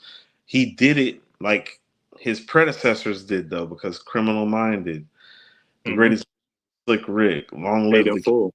Paid in Full. These records are not long players. They're 7, 8, 9, 10, 11 records. So all he did was kind of, take it back to the essence.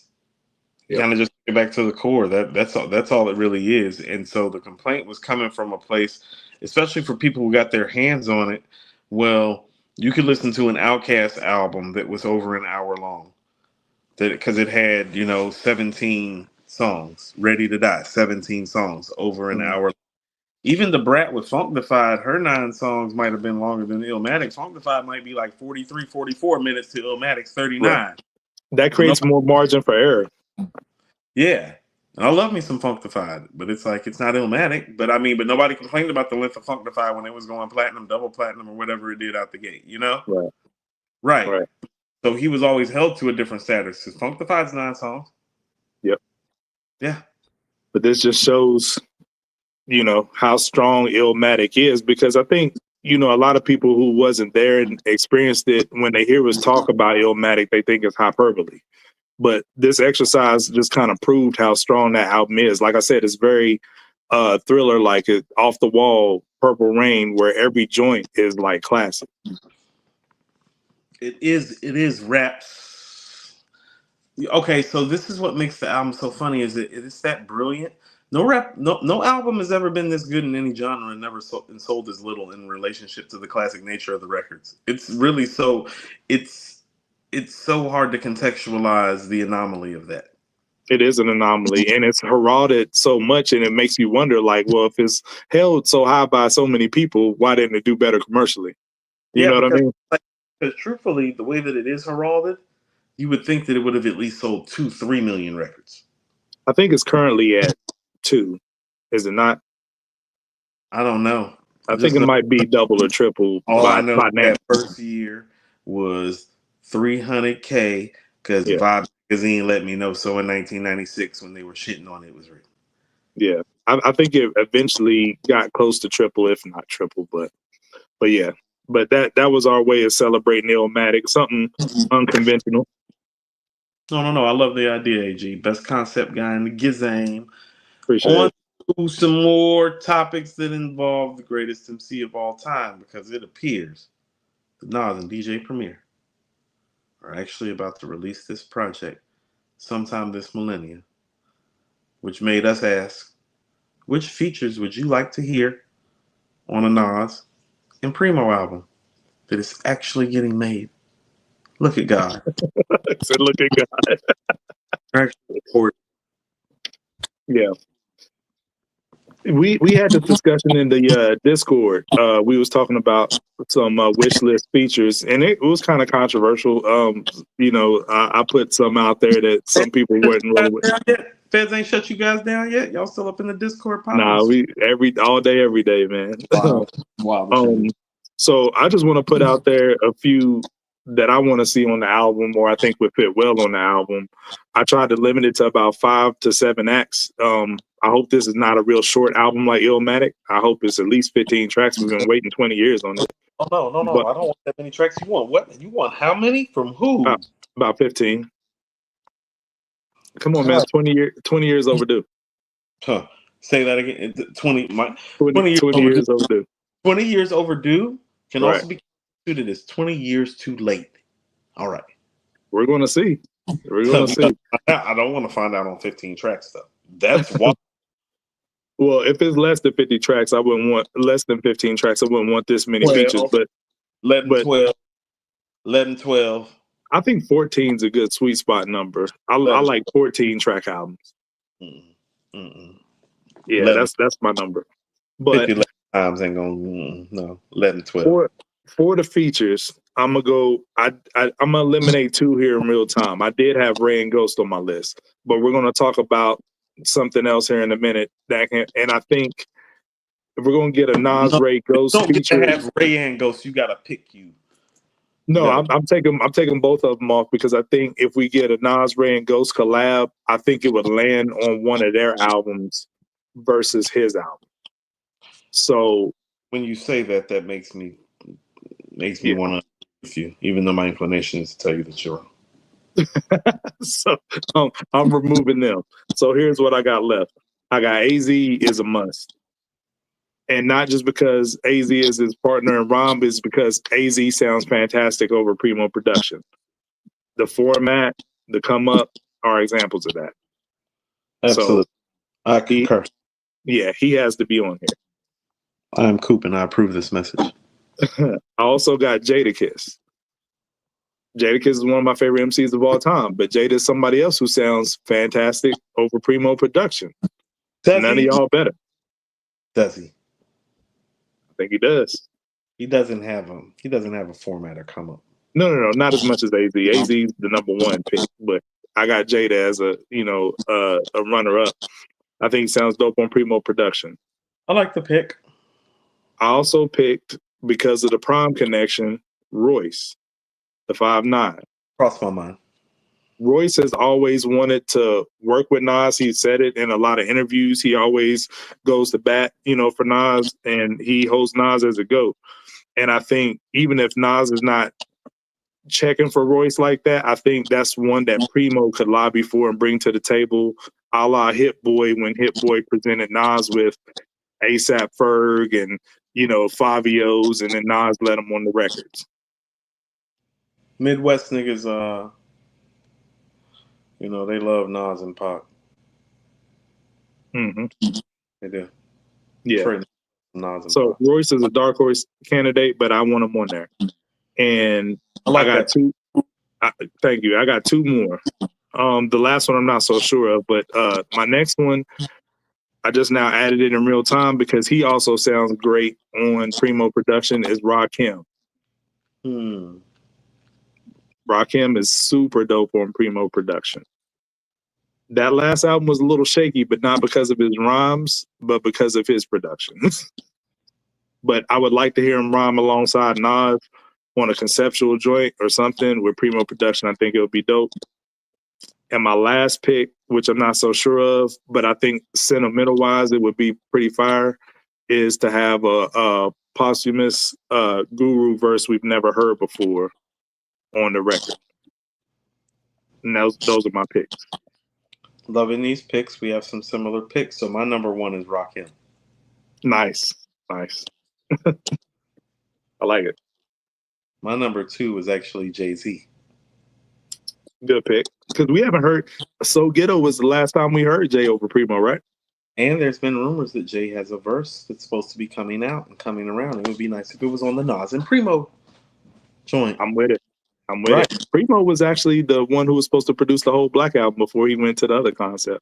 Correct. So I'm thinking about. So I'm on my God flow with my Nas and Preem wish list because God MC, God producer. I want God MC. So I got Rakim and Jay-Z as my 1 and 2. I like it. Liking it.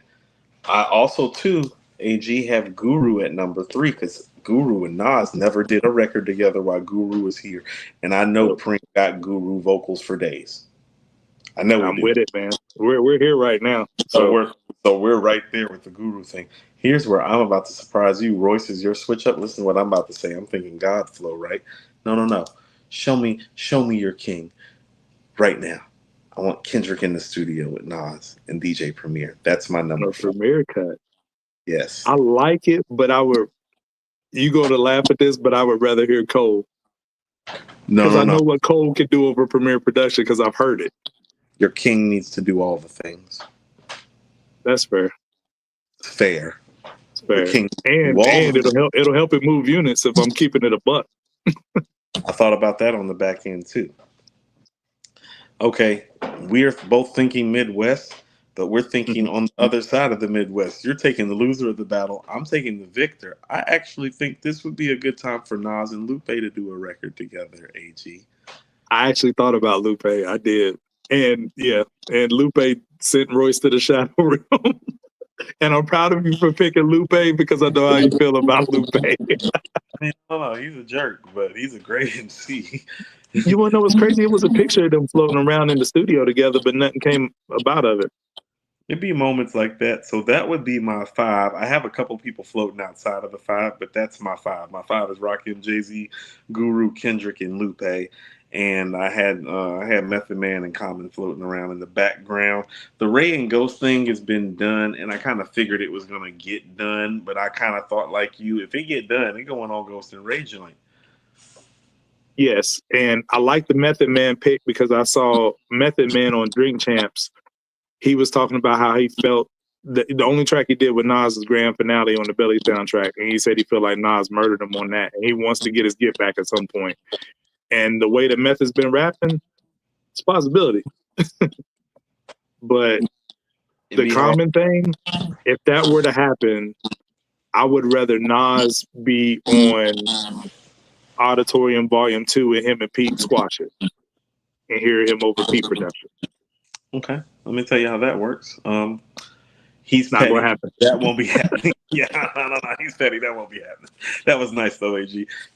I love the optimist in you though. That was great. How you thought, no, God, it's terrible. Yeah. But no, I'd like to hear Kendrick though. And so that brings us to this actual thing because we've actually talked about some of the guys that are actually part of this campaign. So Mass Appeal's officially announced that they have the Legend Has It campaign, and the Legend Has It campaign is featuring 7 albums. Now the 6 albums are Nas and Preem, Ghostface Killer, yep, Mobb Deep, yep, Raekwon, yep, De La Soul, yep, Big L, yep. We have a surprise guest, even though I thought it was supposed to be Slick Rick. That's what people who cracked the code on the initial video said. Everything points to Slick Rick because it was the release date of The Great Adventures, but they haven't officially announced it yet. My guess is that maybe the other albums are close to being done and the special guest one is not done yet. I don't know anything. That's just my speculation. So I think they might be holding off until. In all honesty, and I mean this, and I'm not joking when I say this, is Slick Rick is rapping. I would rather hear Slick Rick than all of these albums. That includes the Nas and Preem album. And I'm not joking when I. Let's get to ranking those, because I wanted to do that. I wanted to rank our individual level of anticipation for each one of these records. So for you, if this is assuming that Slick Rick is the 7th album, so that would rank number 1 for you? Yes. Okay.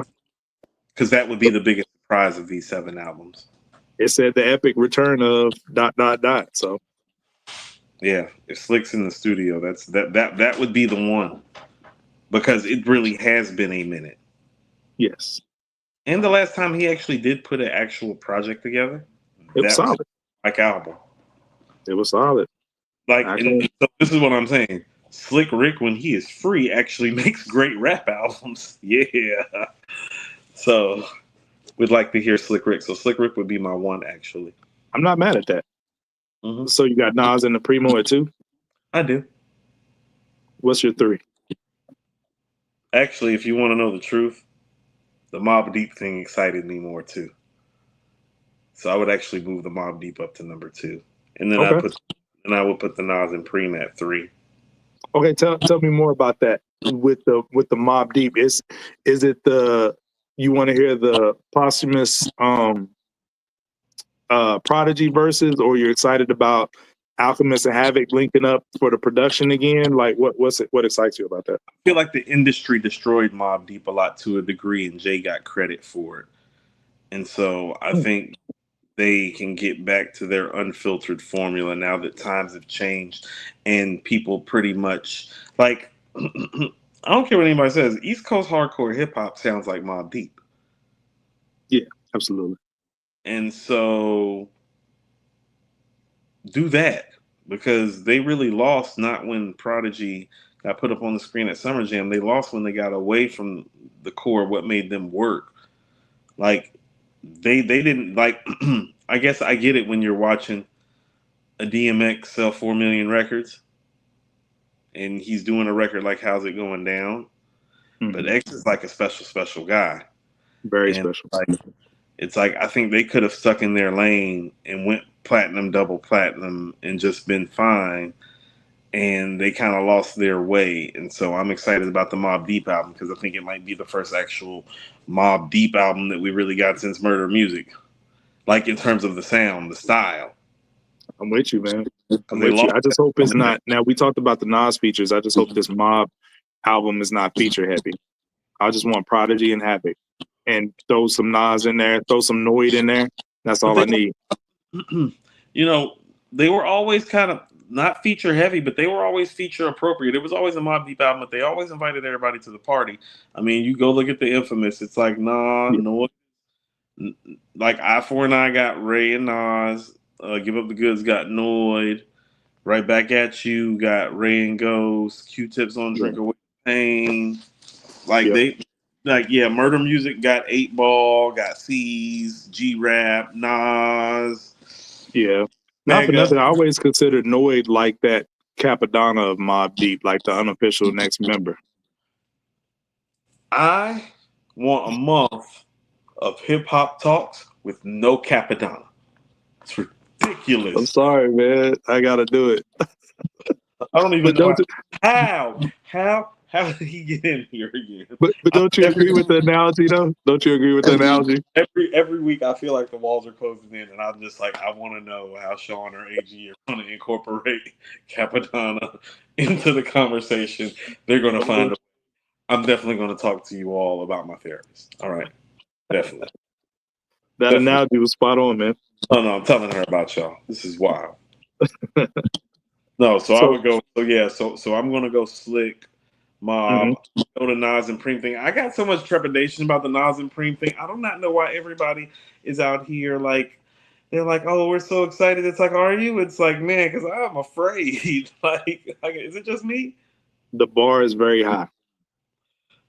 There's no other album on this list that the bar is that high. Saying the bar is very high is saying like that steak is a red meat. Like it's astronomically high. That would be my problem. That's my issue with being excited. I don't know how to feel excited. I feel more anxious than I do excited. That's fair. I think a lot of people do, to be honest. So I would go to, then I will tell you, I think it's just because I'm a Ray guy. I go with Ray after that. Mm-hmm. Then I would go Big L, Mm-hmm. then De La, and then Ghost. Yeah, I'm actually not mad at that. Ghost needs to show me something. I mean, he don't need to show me anything, but that last album wasn't it, man. No. how about this? It's been a long time since a top 10 all-time rapper dropped a rap album that disappointed, in my opinion. Yeah. Now, we talked this shit about Nas and Nasir, Jay with 444, right? First of all, we don't be talking about Scarface this way. Scarface don't make albums like this. No, he don't. He don't. So I worry about that shit. I think it was Ghost's voice, man. His voice was just off on that record, man. But Ghost voices, that's A part of part of the who he is. glory. Yeah. That's part of the glory. We at the weed gate waiting for Jake. We want 8 ravioli bags. Yeah. 2 thirsty villains with a bellyache. Heavyweight and rhyme writers. No, that's part of it. I need that. Yeah, I actually got Ghost low on my list too. Of course, I got Nas and Premier at 1. I got the Mobb Deep at 2. I got Raekwon at 3. I think Raekwon is going to deliver something special. And I got 2 AG. Yeah, and it's called The Emperor's New Clothes, so that's the supposed title of that. Very bourgeoisie. I'm going to put Big L at 4, but I'm nervous about Big L. And you know, they actually released the title today. It's called Harlem's Finest: Rise of the Forgotten King, and they said summer of this year. He was really that dude before all those guys were that dude. Right, and him and Nas actually signed their deals with Columbia on the same day, in '92. And but you know, the thing that I worry about with the Big L project, they said a lot of stuff was pulled off of streaming because producers weren't properly credited or the verses hadn't been cleared or what have you. So Mass Appeal is going to give it to you, you know, right, which I appreciate. But here's what I'm nervous about. I don't want a Biggie Duets type album. Say less. Say less. Because we heard a lot of those unreleased verses on Born Again. They just rehashed them in different ways on Biggie Duets. I don't want to hear the big picture verses over different beats. No, I hear you. I hear you. Just because like 20 years have gone by, don't sit up there and feed me like some regurgitated product. You're right. But Mike could get by with it because L did move a lot of records, so a lot of people might not have heard them verses. But I just don't want them to do that for the heads. I mean, you know, L in real time was the type of dude that was literally charging like and battling like dudes. Like when he L would pull up on dudes and be like, "Yo, 20 grand right now, like you me." Yeah, you know, he was like that, so he never really got his due. So I'm with you on some of the anticipation. I'm excited. I'm excited for that though. I'd have Ghost at 6, Slick Rick at 7. That's assuming that Slick Rick is you know, releasing an album. Ghost was at 6 because, like I said, the last album let me down, so I got the most trepidation about Ghost. Mm-hmm. Excuse me. And number 7, last but you know, I'm gonna say last but not least, is De La, and it's only because I didn't grow up in my formative years a De La fan. As far as the like native tongue movements, I listen to Tribe more than De La. There's no plug too. Yeah. Yeah. But I respect De La, but I just wasn't really into their stuff like that. They got classic stuff, but I wasn't into it as much as the other stuff. But what I will say, we talked about Nas the artist. I want to talk about Nas the executive because he's really putting on for hip hop, him and Mass Appeal as a whole. The stuff he's been doing since Hip Hop 50, nobody has had this level of longevity. You know, it's people with longevity in the rap game, but not at this high of a level. And to not only do it for themselves, but to put other acts on their back. These are people that was either A, his peers, or B, inspired him. De La came before him. Slick Rick came before him. And he's helping them in this charge to keep, you know what I'm saying, the older 90s hip hop alive. And I think some of the major outlets are covering this. I saw it on TMZ and I saw it on some other places. So they are giving it the light that it deserves. But the way that Nas is putting on for hip hop right now, not only for himself, but for people that came up in the game with him, I think is something amazing, man. I mean, at this point, I'm not surprised at the stuff that he's doing because he's obviously doing a lot of things because, well, quite frankly, he loves this community. He loves this culture. It's the culture that bred him, that raised him, and he has made himself into a very, very successful man and is doing the right things about it.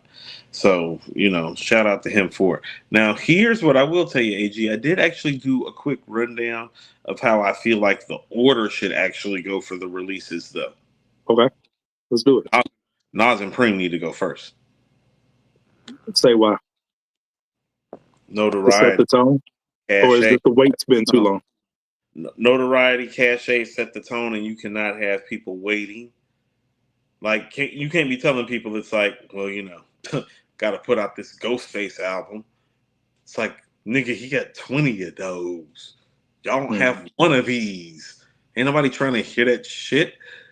Nah, I'm with you.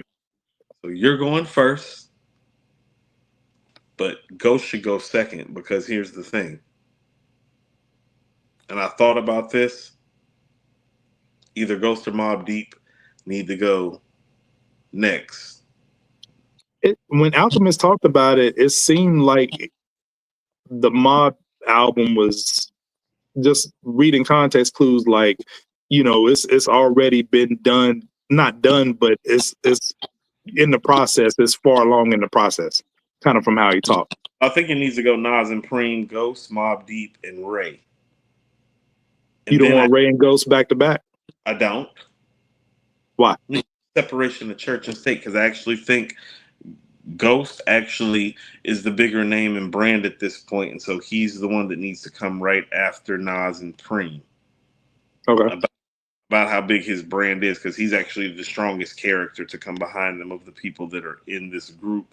And then Mobb Deep about hitting you with like that classic like shit that I think that we're looking for. I think Ray is going to play cleanup on this. Okay. I think Ray is about to drop something great. I think he is. I'm not sure what those first three albums are going to sound like. Okay. What do you got next? I got one disagreement, but I would let you finish your order. I'm okay with swapping Mobb and Ghost too. Because I'll just say this now. How about this? Nas and Preem ain't everything that we needed to be. You dropped the Mobb Deep instead of the Ghost to take the taste out of people's mouth. You're looking at it more from a strategist perspective with the Mobb. I'm looking at it what I like to hear as a fan. I wouldn't mind it if Mobb went dead last because all these are supposed to come out before 2025. Mobb makes winter bone chilling music. I didn't think of it from that perspective. I'm okay with that. But then I would go just to settle up. I would go De La, Big L, and then Slick Rick last. I like that. Yeah, I like that. But yeah, I gotta have Mobb Deep in the winter. I would want Big L on the back end too, because I would want them to have time to actually put the project together and not just give me a bunch of rehash verses. AG. Yep. Yeah. They said summer for that one, so that's not too far around the corner. That's crazy. All right, let's talk a little Pusha T and clips, AG. So Pusha T just performed the Coachella. Okay, real quick with the super chat. Peace. The Super Ride is the Pillage 2. LOL. W super chat right there. Got a lot of nerve pulling up with the first super chat being on some Capadonna shit. W super chat of 2025 right there. Appreciate you. Want to know what you are? You're a super ninja, and I don't mean that in no nice way. I love that song, by the way. I'm sure.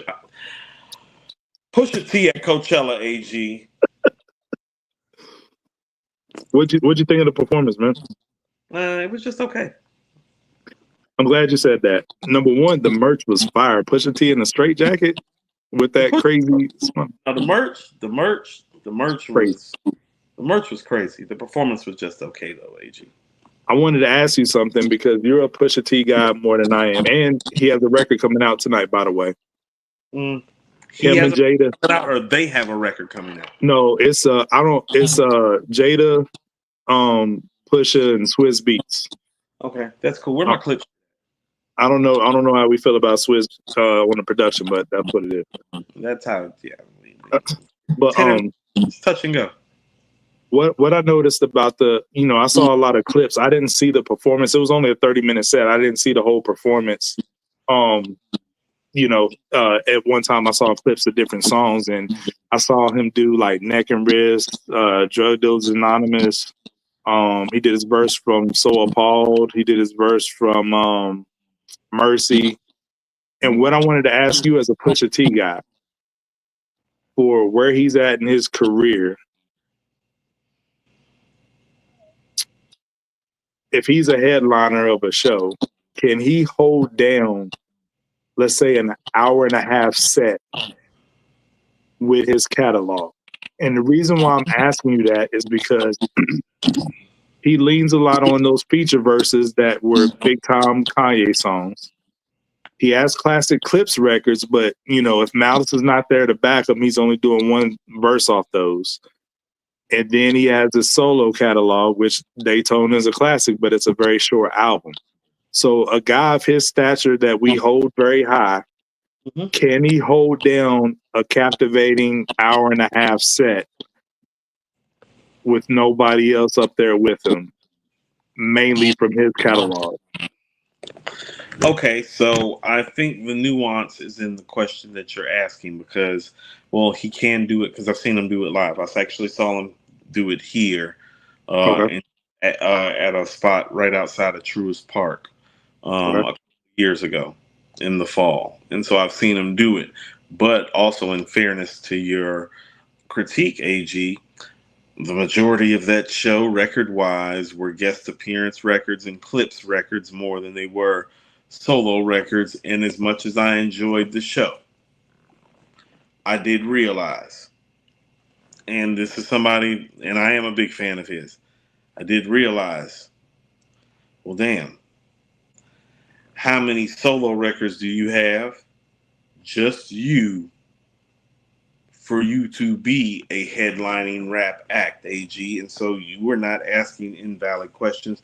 You were very much asking valid questions because even with Daytona, well, let's say that you had to go on tour and you got to take your stuff around. Well, you can't do what would Meek do or Hold On because Ross and Ye aren't here. So you can take those out.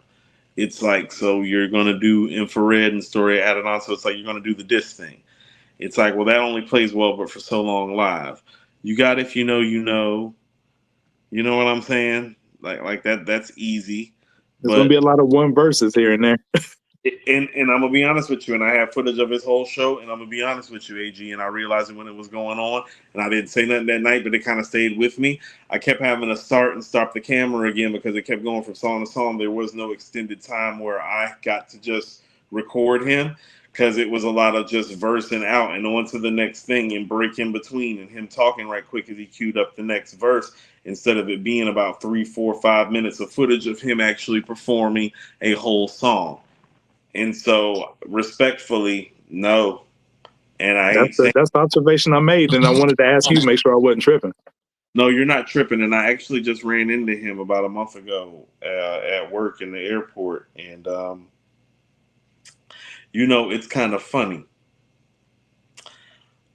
He was in a room because the room that I work in is the type of room where they don't know who the fuck he is. You know what I'm saying? Mm-hmm. So there might have been 3 or 4 of us that noticed who he was. You know what I'm saying? Like 500 people in the room, maybe 3 or 4 people knew who he was. Of course, my black ass is one of those people. And you know me too. I ain't never met a stranger in my life. And so I was like, hello, Mr. Thornton. I was like, when you and your brother gonna be finished with the album? And he didn't say nothing to me.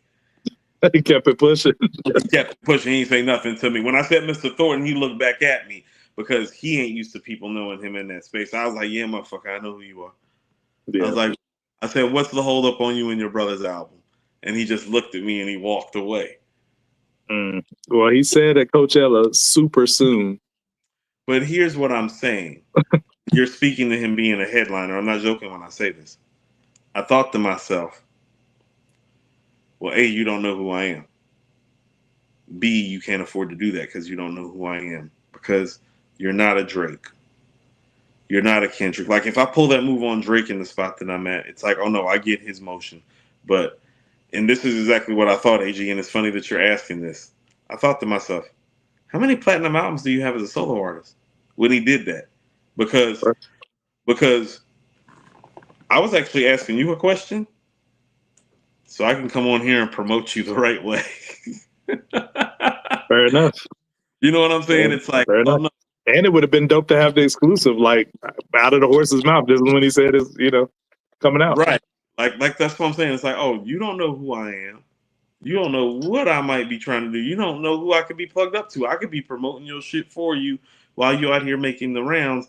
And I thought to myself, he sure does act like an entitled rapper. And then I was thinking, like, damn, I always thought Drake was talking about Kendrick. And then I thought, oh shit, he might be talking about you too. Because you're most of them act like that. Yeah, I mean, AG, you know I know that. But that's what I'm saying. Not because I'm a fan of his, because I'm still a fan of his regardless of the move that he pulled. Mm-hmm. But the entitled level of it did alarm me for what his fan base and what his numbers look like, AG. I did feel like, oh no, fam, you can't afford to do that. And this is what I mean when you can't afford to do that. The same space that I spoke to him in, oh no, I talked to Dirk 4 years ago in that same space when Dirk was at his peak. And I didn't even know who Dirk was like that. All the little girls I work with was going crazy. They was like, Uncle Coop, like, it's Dirk. Let's, you know what I'm saying? I'm like, oh, y'all want to meet him, huh? Because they didn't have the nerve to walk up. I met Dirk just because the girls wanted to meet him. I'm the one that took the girls up to him. And he sat there and talked to every fucking girl and signed every fucking autograph with the homies around him, with the G's around. The G's was dapping everybody up, talking to everybody, and it's like, not to be funny, Dirk's been way bigger as far as the numbers and the notoriety. And so when he pulled that move on me, I was like, I did think to myself, it's like, and this is why you're not platinum though. And this is why you're not a headliner though. It'd be that little shit because it's like you don't know. And so it's like I've seen it in real time on both sides. So I don't think he's a headliner because it's like, well, now that I've seen him in real time, and I'm not about to stop listening to his shit because I love his shit. But it's like, not a headliner. You don't have personality. You don't have the cachet.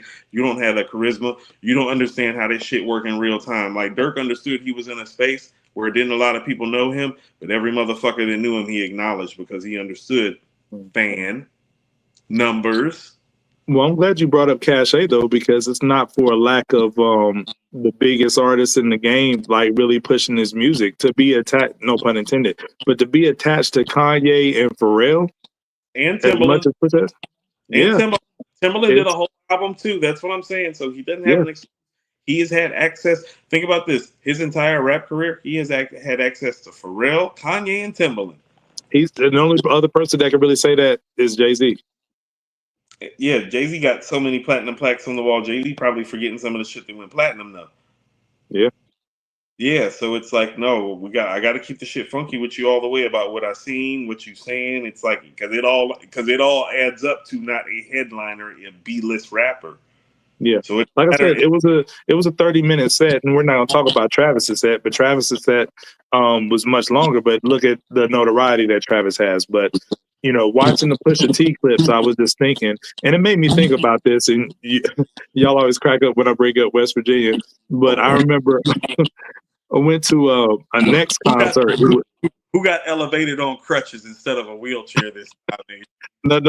No people were hurt at this concert, but it was Next, Life Jennings, and John B. all together. And out of those three, Next was the headliner.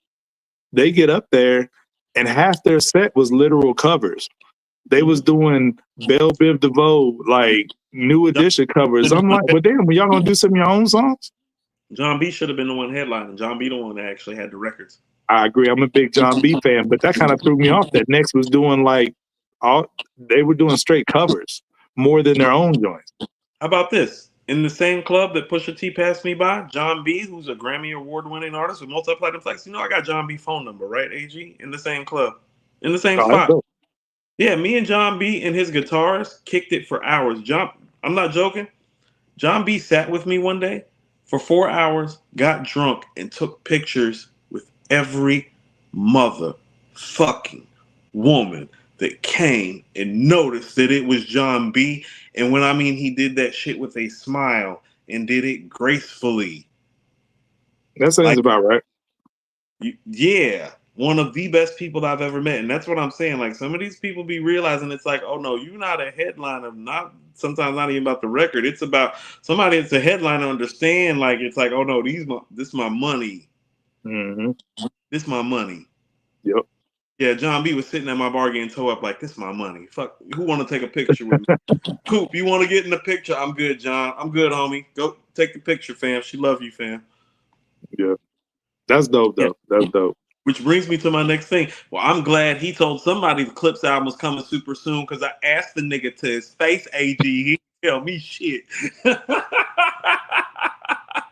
Super soon doesn't answer anything. That's just like conjecture, man. That don't answer anything really. But what the fuck does that mean? yeah, we still don't know. I gotta be consistent because here's how I gotta treat it. If Kendrick or Cole or Drake said super soon, we will pull up here and be like, the fuck does that mean? Right. Super soon. Right. When did you Right. sell five? When did you sell 5, 6, 7 million records that you get to talk cryptically about an album that, quite frankly, we're not even sure is going to even push 1 million? Like, is this? How about this? What do you think is the numbers on the Clips album is going to do the first week whenever it drops? Because I think if it does 65 to 75, that would be a win.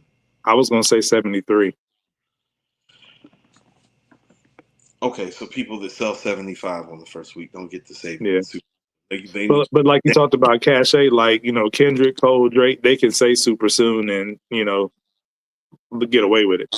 And plus this was an album that was supposed to come out last year, but they were just waiting on a feature. So No, hold on. People got to understand. It's like I didn't have a bad run-in with fam.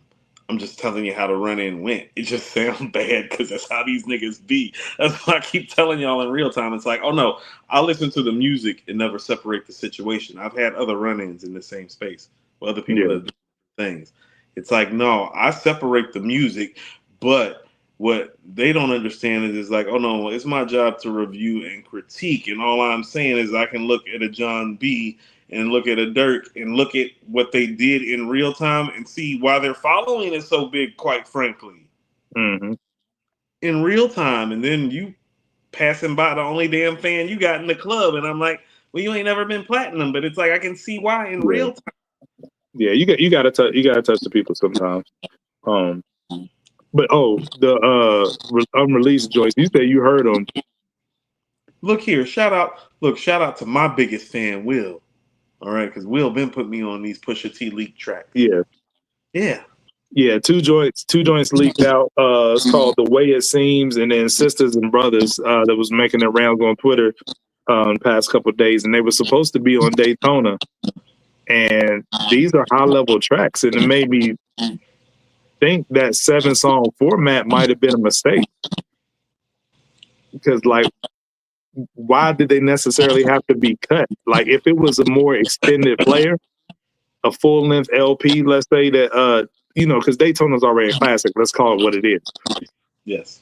But if we extend that, if we add these 2 tracks and maybe a couple more, make it, you know, 10, 11 tracks, does that make the album more impactful?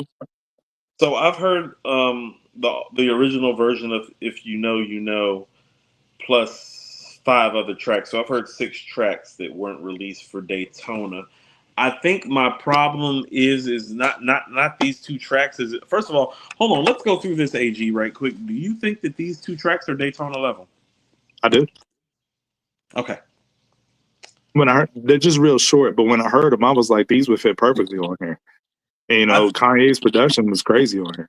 I think they are both better than Comeback Baby. Yes, that's the weakest song on the album. Right. And so from that perspective, I do get what you were saying. But Daytona does have a feel. Okay, so and this is one thing that I've come to understand. I think there have been very few rap albums made that don't have a song that you would call a weak moment. Not a bad song, but a weak moment. Mm-hmm. Like somebody revealed to me literally yesterday that One Time for Your Mind is actually only a bad record to people from the East Coast, AG. Because to a Southerner and a Midwesterner, the bounce and the groove to that record is actually some of their favorite shit on Illmatic. And I didn't realize that yesterday. I talked to I could somebody hear from that. the South that was like, nah. She told me, she was like, I was raised on UGK and 8 Ball and MJG and Dungeon Family. Like, Yeah, one time. the bass on that song does hit different. I got Correct. a better appreciation for that song when it was used in Ozark. And Ozark. Correct. When that shit was beating in the speaker. yeah, Right. But think about it. Ozark is based where? Missouri. right. Midwest. Right. And so, although I do think that there are classic rap albums that have weaker moments, and you could classify maybe One Time for Your Mind as a weaker moment, what real classic rap albums have is a feel, and Daytona has a feel. It does. And I don't know if these records help that feeling. And That's fair. that's my problem with maybe adding them is that, well, I don't know if it gonna take some of the feeling away because it feel a certain type of way when you listen to Daytona. Yeah, because it starts out the gate heavy. You know, if you And know, you know. Yeah. yeah, and you feel Yeah. like shit start getting dark towards the end. Like part of why I love what Meek do come on is because well, Santorina just went off, and it's like then it got extra dark, and then when Infrared Yeah. drops, it's like, oh no, that's flawless. That's why sequencing is so important, because if Yeah. something breaks up the rhythm of an album, it could really shift it and throw it off. That's why I thought it was dope when we was doing the Illmatic segment. You had sequenced the Stillmatic and It was the written, It yeah. Was Written joints. But yeah, I agree with that. I agree with that. But I've Yeah. always wondered that even before hearing these songs, like this album is so good. I wonder what was left on the cutting room floor, and could it have been longer? Yeah, and you want to know what? I did find the tracks. I was able to pull Will's email back up. I'm going to send you the records Oh, dope. because Appreciate it. I have them on like a wave file, like on my drive on my phone. I just had to go like find them because there's other Mm. records. The original version, if you know, you know. It's just one of those things. It is one of those records where you realize it's like, well, when you listen to it, AG, when I send it to you, Mhm. it's one of those things where it's like, oh no, Kanye's a genius. You know, when you Yeah, realize how they reworked it, and then yeah, you realize bar wise what Pusha was doing and what you can just kind of tell that Kanye was like, no, no, no, rap that part, but rap it based on this, and then go like because the structure of the song is there rap wise, and the structure is there even beat wise, but it's something different, but it's funky and it's really really dope. It's just not as good as what they did when they redid it, but the original version is, yeah. yeah. We'll never get that again. It's we'll Yeah. never we'll never get that again. It's sad. Look here, I was at work the other day and All Falls Down came on, and a woman who was probably about my age looked at me, and she looked at somebody who she came to lunch with, I guess, and the chick was like younger than her. She was like, she looked at her and she said, "This is the Kanye that I know, that you'll never know, that he'll never know." And that shit made me laugh and cry all at once. Yeah. It's a Yeah, shame, really. yeah. Deuce, what up, Deuce? Put a Ulysses S. Grant on it. I appreciated that Nas segment earlier. Do you know? Hold on, Deuce. You know how Ulysses S. Grant ended up on the $50 bill? Because it is rumored that while he was in the White House as president, that he used to smoke roughly 50 cigars a day, and he would ash them out in various places around the White House when he would get done with them. That's part of how he ended up on the $50 bill. I'm not joking. Go look it up. That's dope. Yeah. A little history from your boy Coop. Appreciate you, man. Unwrap with Coop coming soon, but appreciate the 50 piece from Duce. Okay. Well, well, that begs the question. Okay, now with these leaks, AG, and you feel like the leaks are comparable. Let's say that he did release Just these two records and put them on there. How would you sequence it? Ooh, that's a good question, and I can't say that I'm prepared to answer it because I haven't listened to them enough to give a good answer as far as where they would fit. I listened to both of them about 3 times a piece. Real quick, everybody, let my 18-year-old know that even though she's 18, curfew is still 10:30. It's 10:38. She's sitting there waving her hand and shit. Yeah, dad of a teenager, so. Yeah. Streets is calling. Um, so let's go to new music, AG. You did an excellent breakdown on this DJ Mathematics, Black Samson, the Bastard Swordsman. Now it's only released on vinyl. It'll be released on streaming platforms next week. The 25th, yeah, next Friday. Yeah. So, do you have the vinyl on you? Can you show? I don't have it down here with me. It's upstairs, but if you want to look at that, I do show it off. Just go to our channel. I did a full review on the vinyl album. I won't go too much into it. You can check that out, but it is an exclusive record store day release, but it will be available on streaming for everybody to hear on the 25th. And, we'll probably end up talking more about it here when more people have heard it. So. Okay. Make sure y'all check that out on our page. AG's breakdown on the DJ Mathematics Wu-Tang. More Wu-Tang. But it's a single out now with Benny that is on streaming. That's what I was about to say. We also have Warriors 2 Cooley High featuring Benny, Meth, and Mathematics. What do you think of this joint?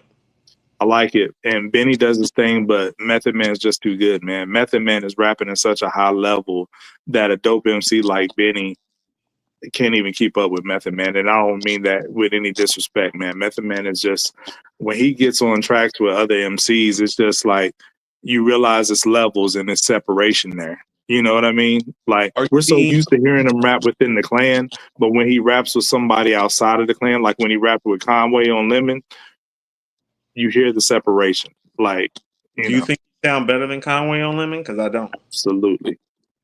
1000%. It was pretty tough, but I don't think he. How about this? I don't think he faded Con on Lemon the way he faded Ben on this record. No, I agree with that. But it's a hard man to dance with, though.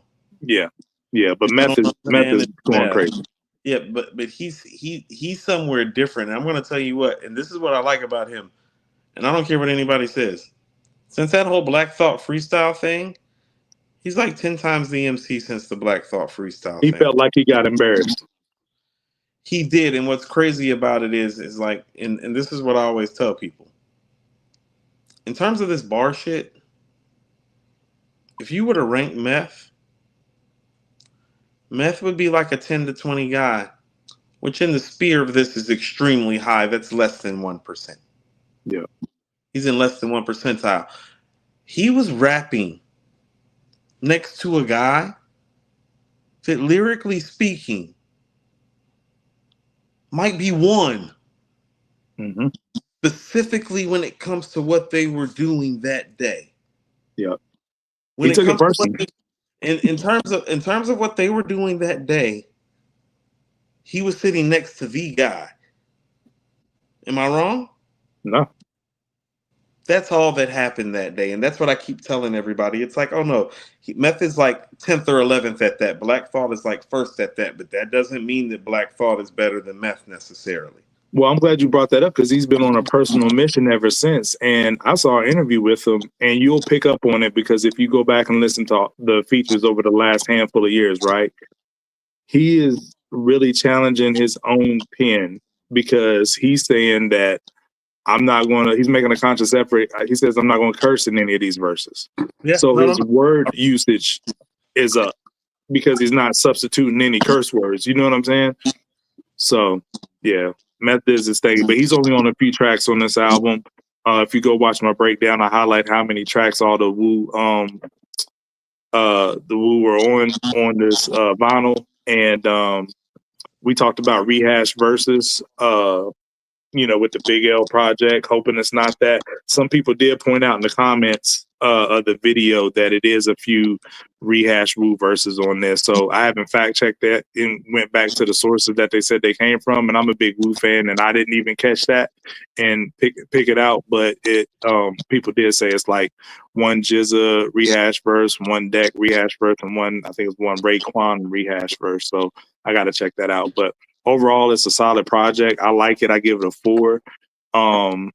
You know, I can't wait for you to hear it, Coop. I think it's one of the better releases this year. And really? yeah, it's not. Are you saying that as a Wu-Tang fan, or are you saying that as a hip hop fan? I'm just asking that respectfully. But both. And here's my critique of it. It is what it says it is. It's a DJ Mathematics compilation album, but it doesn't have a Wu-Tang album feel because it's not enough. All 9 living members are on there. You know, not counting Dirty, all 9 other members are on there, but it's not enough appearances of all of them to feel like a true Wu-Tang album. You know, I'm just gonna go ahead and throw it out here since we're already here. How many verses does Capadonna have, AG? Huh? He actually had the most on the album. He had 4. Ridiculous. I don't want to hear this album.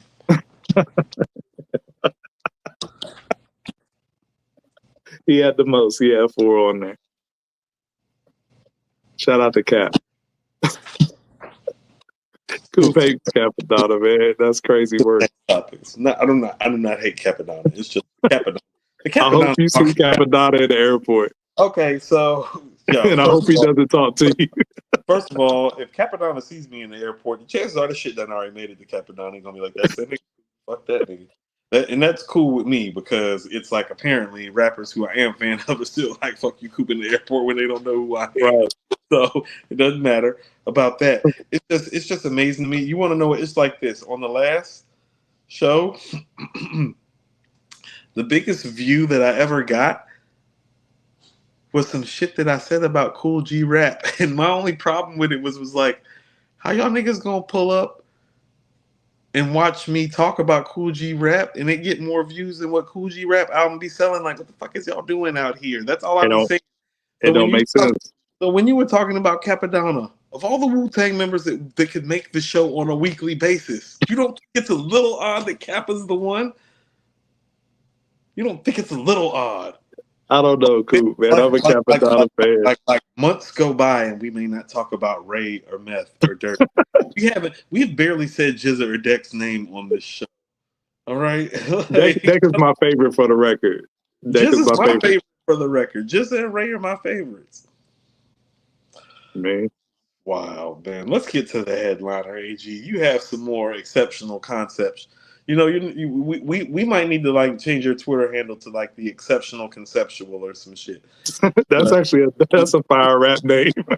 Yeah, the exceptional conceptual. AG, this game is free, man. People have to understand I've been doing this a long time, and I'm not talking about this podcast shit. I'm talking about giving this game away for free. All right. Yep. The exceptional conceptual on Twitter. I'm really excited about this one. We got one more concept for y'all before we get up out of here. You don't have any knowledge of where I'm going with this, so I'm interested. I don't, but I made my own list because we do things similarly. Yeah, that's good. That's good. So inspired by this mathematics project, because mathematics came up under RZA as an understudy. He started out as a Wu's DJ. And, you know, RZA worked with him on production. And later on, in recent years, he took on a lot of the Wu-Tang production and became part of the Wu Elements team, which consists of Fourth Disciple, True Master, and Mathematics. And Mathematics boasts some of my favorite, you know, Wu-Tang songs of all time, like Mighty Healthy is my favorite Ghost record of all time. That's Mathematics on the boards. Mighty Healthy is your favorite Ghost record? Absolutely. Hands down. Love it. Wu Banger 101. Love That's Mathematics. It's Mathematics. Love Wu Banger. Yeah. Cobra Clutch off the Swarm album. Mathematics. That's the best record on the Swarm album. Cash Still Rules. Hold on. Cash Still Rules is Fourth Disciple. Right. He doesn't have anything on Forever, but, you know, Mathematics has a lot, right? And he did the whole project before this one. He did the 2017 The Saga Continues by the Wu. He did that whole project. So that inspired this segment. What I wanted to ask you, Coop, is who is the best producer understudy combination as far as full legacy. What I mean by full legacy, I mean carrying on the torch, and where you have both producers' discographies to look at and say this is the best combination, and that could be a difference of things. When I say by understudy, it could be mentorship. You could have co-production credits under this person. You could do ghost producing for this person, or you could just be in an apprenticeship. But there has to be some sort of connective tissue and relationship there. And I have a list of 15 producers slash understudies. And then I'm going to go through the list, and I want Coop to give me a ranking from 1 to 10 where you have their cumulative production discographies. Okay. I love it. So, all right. So let's stay in the chamber that we're at with RZA and Mathematics, since they were the inspiration for this. Everybody knows RZA's discography. Mathematics, I gave, a few of his works out there. So what would you give them on a scale of 1 to 10 together? I'm gonna give them a 7. Okay, you want to elaborate? I mean, RZA's a 10. Mathematics is more like 4 to 5, and it's not about mathematics ability. It's really just about the output. But he's done some special stuff, but not too much outside of Wu-Tang. And RZA didn't operate much outside of Wu-Tang, but what he did inside of Wu-Tang is so legendary and epic. So, like, how about this right now? Are you writing this down? Because right now I would tell you they would be my 15. Okay, that's fair. I mean, I'm not giving any pushback. I literally want to know. I'm just curious where you rank them. So I'm just putting that out there and explaining the relationships. So I'm thinking about some of the duos that you're probably about to give me, and I don't see how they're going to be higher than 10. And I like how you taking a comprehensive score. Like if RZA's a 10, and then Mathematics is this, what's the average? Like an aggregate score. So I like it. Yeah. I'm a nerd like that. You know what I'm saying? I'm good at math, but I hate math. All right. So let's stay in this chamber with RZA. RZA and the True Master. Now, True Master, in my opinion, is stepping up the level a little bit. He was responsible for Brooklyn Zoo. He's responsible for Fish, which to me is the best beat on Iron Man. He's responsible for the MGM off Wu-Tang Forever, Heaters off Wu-Tang Forever. A lot of people don't know this, but Tragedy by RZA on Rhyme and Reason is not produced by RZA. That's True Master. He has a set. What's that? Heaters off Wu-Tang Forever is True. Yep, Heaters is on there. He has several records on the Pillage. We waxed poetic about the Pillage earlier. He got like 5 records on there. He got a lot of records on Heavy Mental by Killer Priest, and Did a lot of records Cross My Heart on Killer Priest. Yes, Cross My Heart, True Master. I don't have a list of the songs, but I know he had like 4 or 5 joints on there. I'm not sure if that one is particular. And he had like 4 or 5 joints on the Sons of Man album, The Last Shall Be First. So True Master's all over the place. He actually used to rap a little bit too. I just spit that out for people who's not familiar with his work. But I think they step it up a little bit from RZA and Mathematics. So where would you rank them? Right ahead, because I'm going to give True Master. Like, first of all, when you make Brooklyn Zoo, giving you a 5. All right, you're getting at least a 5 for Brooklyn Zoo. Okay, and I'm with you. Fish is arguably, although I think Iron Maiden is the best beat on Iron Man. Fish is probably the second best beat. That's my favorite. My homie Tremaine from West Boulevard put me on the Fish. I wasn't listening to Fish. He's like, you need to listen to Fish. He's like, Fish, the horns on Fish is crazy. He's like, that shit is wild. What True Master did. He's like, True Master been learning from RZA, Coop. Yeah. My cousin had a hatchback Escort with one big ass 18-inch speaker in the back. And I remember I'd ride around with him. Sounds like and he would play the song Fish, man, and that, man, I'm telling you, like, that song would go crazy, man. Okay. Yeah, so I put him right ahead. So I would give True Master like a 6, and I would give RZA his 10, so that would give them an 8. Yeah. Okay, and you could do halves if you want to. So okay, I would give True Master 5.5. Okay, so you keeping them at an 8 or 7 and some change? 7. Actually, 7. I'm cool with having. Mathematics is a 7. No. I mean, like them overall, like 7, 7.5. Oh, okay, I got you. 7.5. 7.5 is cool. Yeah, 7.5 is All cool right. for them. And now, shout out to Sean because we're staying with the Woo elements. Me and Sean on the side, we have this conversation often about how dope Fourth Disciple is because we're big Killer Army fans. So, what's that? Fourth Disciple is dope. He is. So, Fourth Disciple, he produced the first 2 Killer Army albums, Silent Weapons for Quiet Wars and Dirty Weaponry. So, he came up under RZA as well. So, where do you rank that duo? I'm gonna give him and True Master the same ranking. I think Fourth Disciple is the better producer, but I think True Master's songs, when he hit his mark, are more memorable because he's got the Brooklyn Zoo and the Fish and the Heaters and the MGM. And Fourth Disciple's best beat to me is probably Cash Still Rules. Mm-hmm. I love that beat. That beat's great. But I don't think that's enough, so I'm going to give him the same ranking, actually. 7.5. Okay. Mm-hmm. This next one, should have a special place for you because you got to interview one of these individuals. So next up, I got Dr. Dre and Chris the Glove Taylor as, Okay, I'll tell you this. And I was actually hoping this would make the list. Mm-hmm. The Glove done a lot of stuff, man. Yeah. To name a few, he got production credits on Phone Tap, Stranded on Death Row, and Doggy Dog World, to name the highlights. And he played the guitar lick on Explosive. Yep. Yeah, so as a producer, I'm giving him like an 8. And we all know who Dre is, so that would make them a 9. All right, put them down for a 9. Staying in the Dr. Dre family of things, we got Dr. Dre and Scott Storch.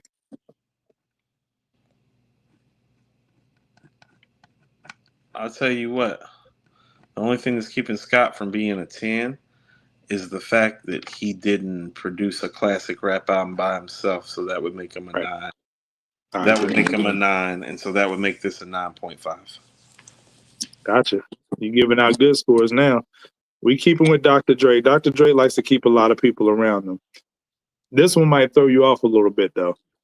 There was an era in hip hop where Eminem got into the foray of producing from being under Dre.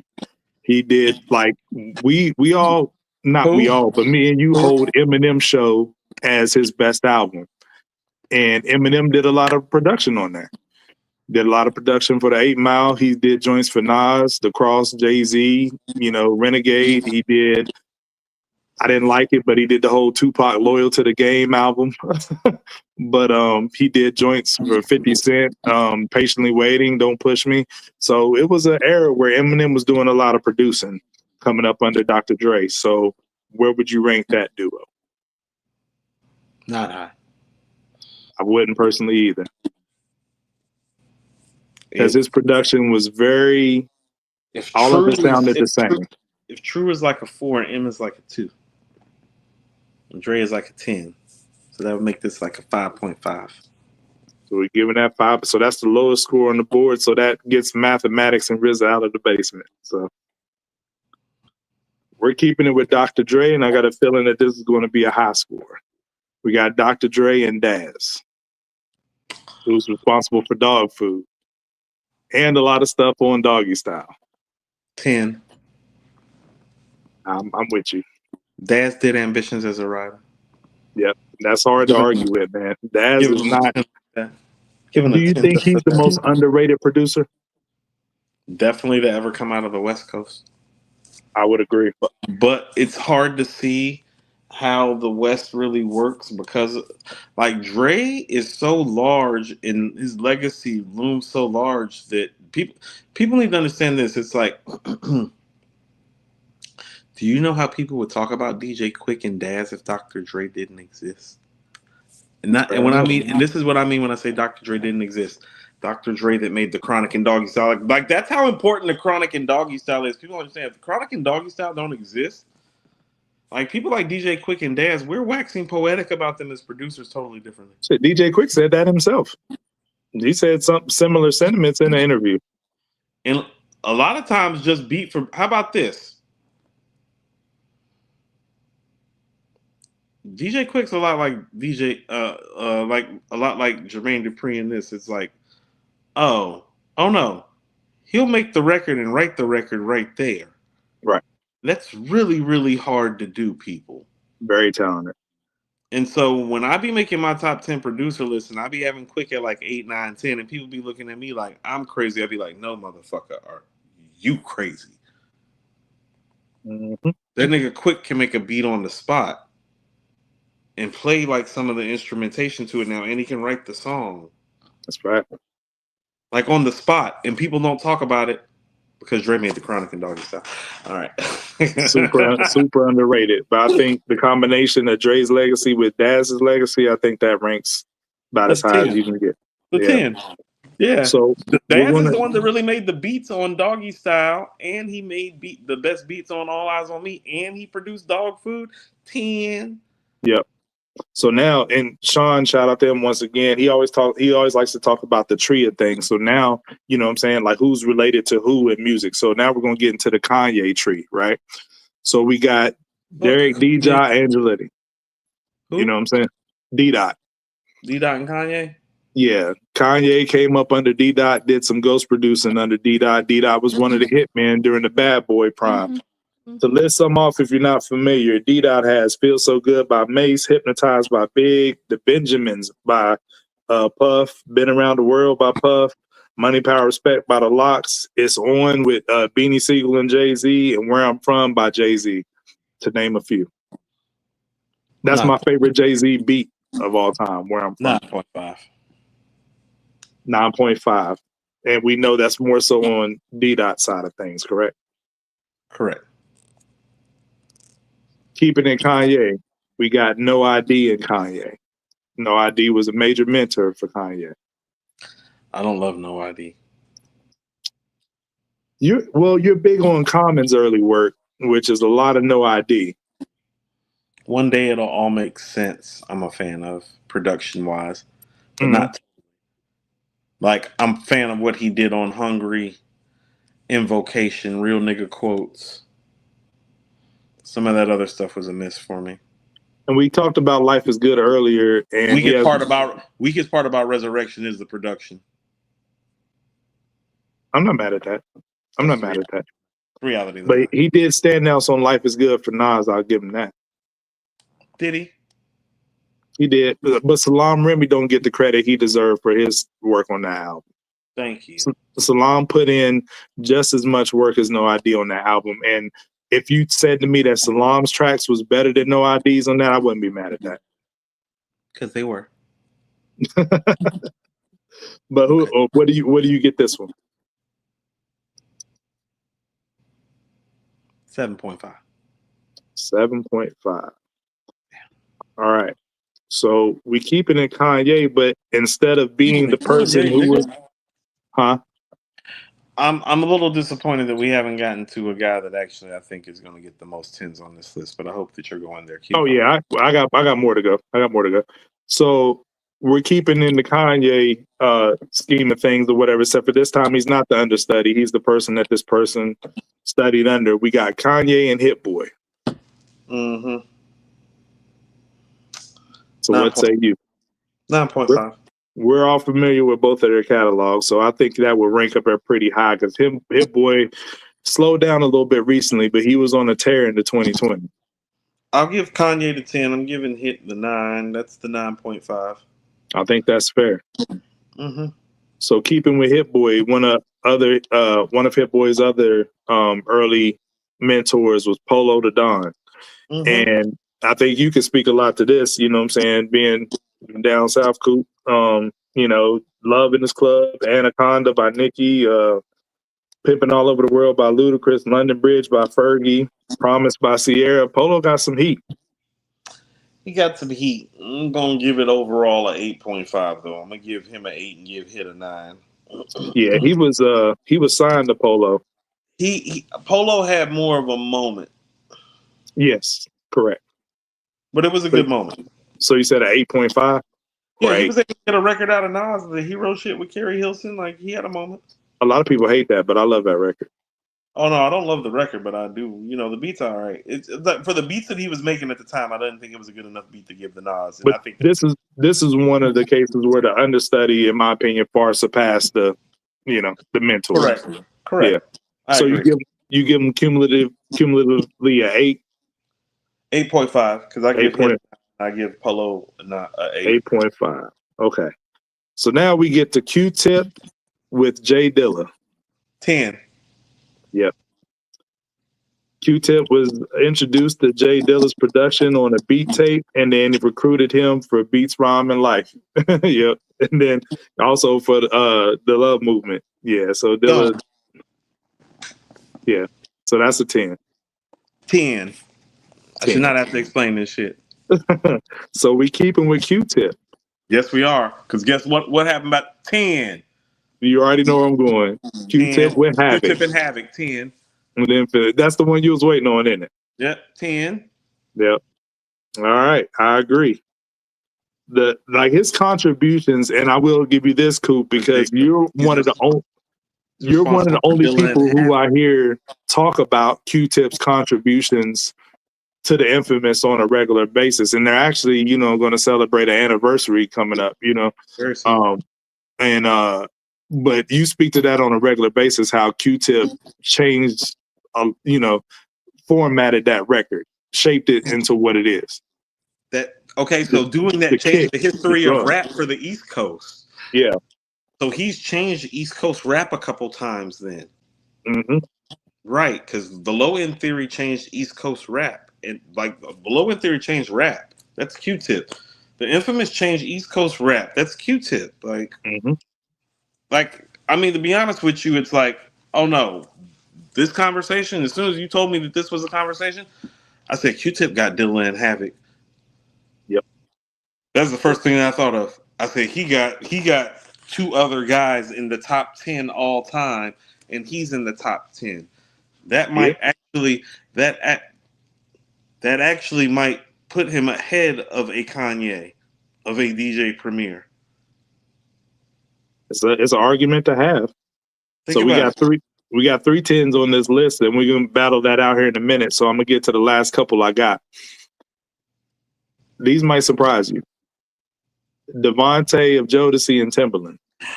AG, get out of my fucking head. That is the first fucking thing that I wrote down, nigga. Where's my shit? I ain't seen Coop this excited in a minute. Where's my shit? Hold on. No. This shit going on air, nigga. I don't believe you did that, because that was my sleeper pick. I was like, he don't know nothing about no Devontae swinging, no Jodeci. No, but I do. Right here. Look, I got Q-Tip Havoc, Havoc Alchemist, Devontae Timberland. Yep. Yep. Yep. Yep. Oh, I did have Havoc Alchemist. I skipped over that one. My bad. Yeah, you want to backtrack to that since you said it? 10. Okay, that's what I figured.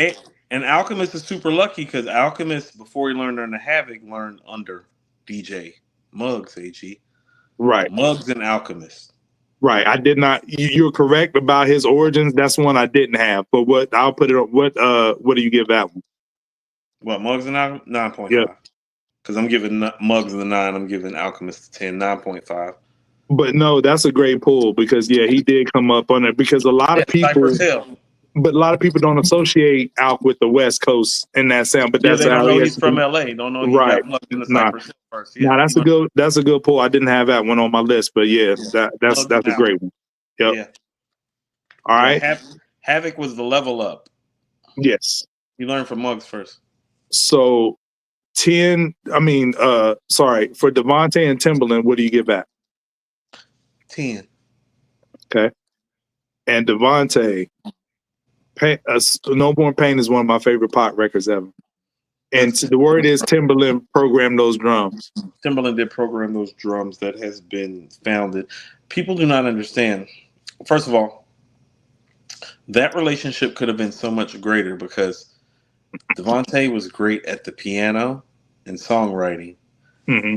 Timbaland was great at the drums and had Missy. Do you know how much more classic the music would have been had they all stayed together? And I'm gonna give them this, but like the Devontae Timbaland thing. Oh no, that right there was the thing. Because I I did. feel like it was the perfect play off of each other. Like what Timberland did drum wise and what Devontae could do with the piano and vocally with the writing, it could have been really so much more special. I like what I agree with that, and I'm glad you said that and brought up Missy because that's one I didn't have on my list. What would you give the Timberland Missy combo? 10. Fair enough. I can't believe I skipped over that one, but I didn't have it. All right. Mm-hmm. Now for the last one I got on my list, Teddy Riley and Pharrell.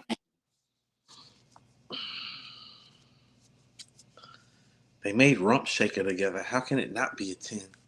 Check, baby. 1, 2, 3, 4. Check, baby. Those are Pharrell bars. Check, baby. Check, baby. Yep. All I know is my childhood is filled with memories of a woman in a bikini playing a saxophone. I knew she couldn't play. I still couldn't stop watching the video. Shout out to Pharrell, Teddy Riley, for changing my life in childhood. Word. Yeah. I don't care how many Grammys you win. You stayed in Coop's memory all through my formative years. Like, thank you for Rump Shaker. Virginia Beach got some talent, man. I know I've been multiple times. There's a reason for that. Guess what the reason was? The Rump Shaker video.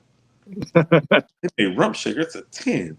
It's a 10 all just right. For Rump Shaker. So we got 1, 2, 3, 4, 5 10s. 6 10s. So Ooh, I got one for you that you missed, AG. Okay. Organized Noise and Outkast, sir. Yo, good one. I think that has to be a 10, isn't it? It has to be because Outkast actually produced most of their classic stuff after Southern Playalistic. Most of their classic stuff you hear from them is they actually made it. Like, yeah. That's facts. And that also is a separating thing as far as their peers in a group because, well, nothing against any of the other guys. Some of the guys have the whole rapper producer thing, like Mobb Deep. Mm-hmm. Well, you can't be better than Outkast when both of the guys can rap as well as you and both of the guys can make the beat as well. You get what I'm saying? Yeah. It's like this trump card stuff going on. It's like Wu-Tang Clan got RZA, but how many other guys in the clan can make beats? Because Big Boy Andre can make beats. That's true, and I'm glad you said that. And you're actually expanding my list, and this segment's really dope because to that point, we didn't have it on here, but we talked about the Wu elements, but I didn't bring up the fact of Inspector Deck and RZA. Because Inspector Deck does some production here and there. You know, he produced a lot of his album. He did. Because he did a couple things. He did The City on Wu-Tang Forever with RZA, if I'm not mistaken. He did. And I didn't bring up Redman under Eric Sermon. I was actually thinking about the Rockweiler under Eric Sermon is what I was actually thinking. That's another good one. Like, I mean, this expanded the list to at least 20. But let's take the 10s and see who's the kings of the hill. So we got Havoc and Alchemist. We got Timbaland and Missy. Mm-hmm. Organized Noise and Outkast. Mm-hmm. Q-Tip and Havoc. Q-Tip and Dilla. And Dre and Daz. Ooh, is Mike Dean on the list? Terrence Hill with the 199 super chat with the Mike Dean H-Town. Bang! Shotgun shell. Mike Dean, good job. That's a nice pull. That's a nice haul. That's a nice haul. Are we putting Mike Dean and Kanye, or what are we doing? Absolutely. 10. Yep. Mike Dean made the diary for Scarface. Yep. Appreciate the super chat. That was a nice pull. I forgot the Mike Dean pull. It was. Yeah, that was nice, Terrence Hill. Each one teach one. That's what we're here for. Hey, we love to learn. We love to learn, and we love to learn together. Yep. Which one stands out the most to you, Coop, out of all the 10s? Because I think, all right, the Q-Tip Havoc one is staying with me about the classic albums because both of them have 3 classic albums that they have produced. Yes. So that's 6. And so what I would tell you is that what other understudy OG combo has 6 classic albums? because Q-Tip and Havoc would be the buy-in. As soon as Right. you gave me this list, I thought Q-Tip and Havoc because I thought to myself, People's Instinctive, Low End Theory, Midnight Marauders, the infamous Hell on Earth murder music. Murder That's music. 6. Yo, Queens That's Get the Money beyond is. that's beyond Dilla. That's beyond Storch Yeah. and Dre. So that would be my benchmark. Would be Q-Tip and Havoc. What? Facts. Queens Get the Money, as Sean would say. I got my Queens love back because Coop said, I couldn't go to Queens after eliminating Queen's Story from Life is Good. Now, I agree with this take. I would put Q-Tip and Havoc at the top of the list. And you know what I like the most about this pick is they show each other love for that relationship. Like the Dr. Dre and Daz, for instance, there's a lot of tension and bickering on who did what. You know what I'm saying? Like, no, I did that. No, that was me that did. You know what I mean? But it's What none of happened when that you smoke a between lot of Tip and Cali Havoc. weed? You smoke a lot of Cali weed in your 20s and you got a lot of niggas around, a lot of chicks around, a lot of money around. A lot of that stuff get confused and lost in the mix too. It's like, who did that night? It's like, Yeah. oh no, Dad did that bass line. It's like, did Dre have a nigga come in and play the guitar on that? Be like, no, that was the other record, and that's how all that bullshit be started.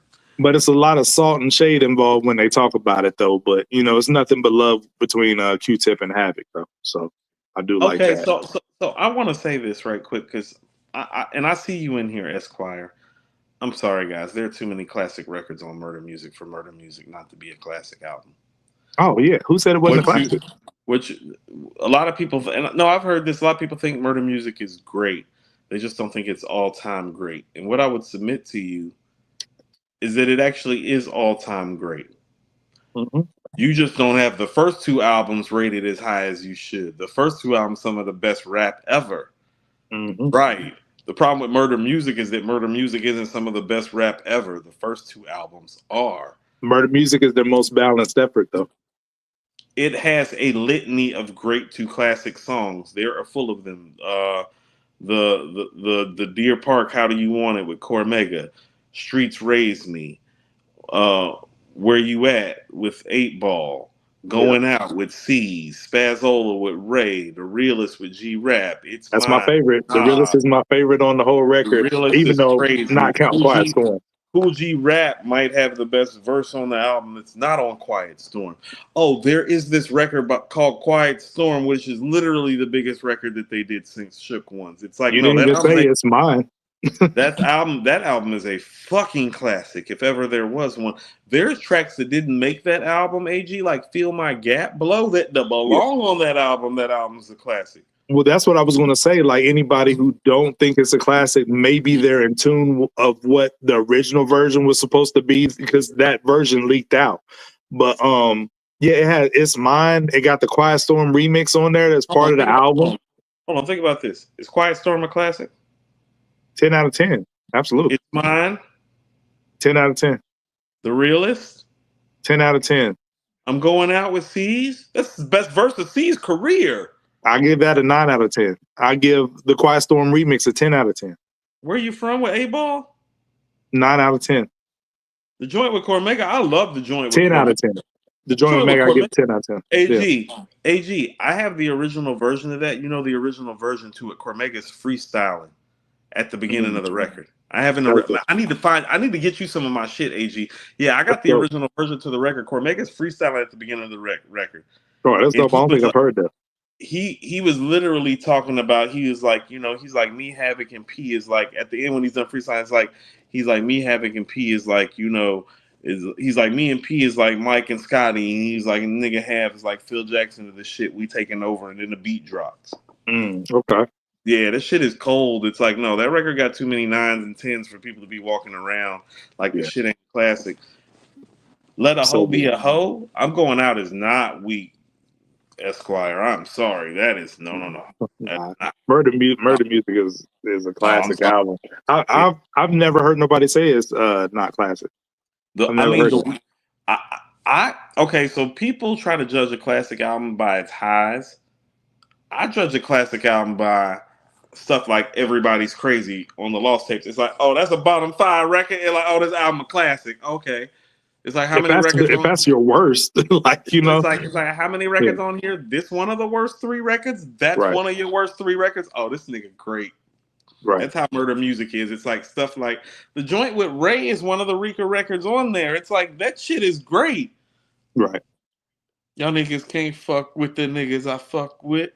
Yeah, That and joint is you hard. said this earlier, like Mobb Deep adding the features, they all made sense. You know what I'm saying? Like Murder Music is evidence of that. Like all the features on there made sense and were great placements. So you're It right. did.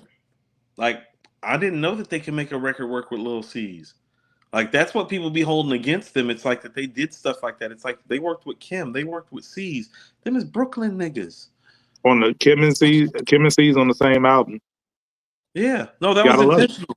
No, I found that C's is the one that put me onto that. I was working at the record store. That's when I heard the Quiet Storm remix before it came out. That's how like all that shit. That was intentional by the mob. They was trying to go platinum. That's dope. Kim and C's was a good look. That's dope. And then you got 8 Ball. That's why 8 Ball's on there. They were trying to get more Southern traction. It was a good look. They made it work. Murder Music's and then a classic. you got Nas at his flossiest. Right. You know, there. Now, this is what I be meaning. Now, when other rap niggas from New York do this shit, we call it classic. Fair enough. It's a classic. It Q-Tip is. and Have at the top. Queens get the money. I'm gonna say Queens get the money for Sean. Queens get the money for Sean. Yeah, I agree. They got the #1 placement here. But yeah, that was dope, man. And for the ones I didn't have on the list that you said, the like Organized Noise and Outkast, that was a dope mention. The Muggs and the Alchemists, and you know, Timbaland and Missy, and then whoever in the chat did Mike Dean and Kanye. Yo, that's fire. The boroughs matter because these niggas from Queens. Brooklyn is one door over. It's not like they're going far out of their realm. Stop making it seem like they reaching. They went one borough over to get Lil C's and Lil Kim. That's why the borough shit matter. Don't think because I'm not from New York, I don't understand how the shit work. Stop talking to me like a different world. Yeah. It went one borough over. Like, no. We could use some of that traction. We could use some of that traction one borough over. What they got popping over there in one borough. We need some of that. We trying to go platinum this time, not gold. Yeah. We gonna go fuck with them niggas. To say it's all New York is disingenuous because, you know what I'm saying, if Sean was on here, he'll tell you like being a native New Yorker, that it's like it's funny. Yeah. Mobb Deep never rapped with niggas that wasn't from Queens or part of Wu-Tang Clan before Murder Music. That's a fact. That's a fact. So stop telling me that the borough shit don't matter. Them niggas had never barely stepped out of the borough. Outside of getting Ray and Ghost on a couple of verses, these niggas had never even left Queens. Stop telling me that them stepping over to Brooklyn and getting C's and Kim ain't a deal. That's a deal. That was a deal to niggas in Charlotte in 1999. Like, stop that. It had never happened. What y'all be talking about, man? Get out of here. Y'all got coop tight. But yeah, man, I think that about covers it, don't it? Oh, that's funny. Akbar, while you were saying that, understand, I had a conversation with C's about it in real time when it would happen. It was a big deal to C's. How about that? Yeah, you wasn't there. You wasn't there in real time. I actually had the conversation with C's about how that was a big deal that Mobb had reached out and got Kim to do the Quiet Storm remix, about him being on the Mobb Deep album. That was a big deal. Oh, in real time, yeah. No. We looked at that like, yeah, that was a big deal. Told me out of his mouth when I was in high school it was a big deal.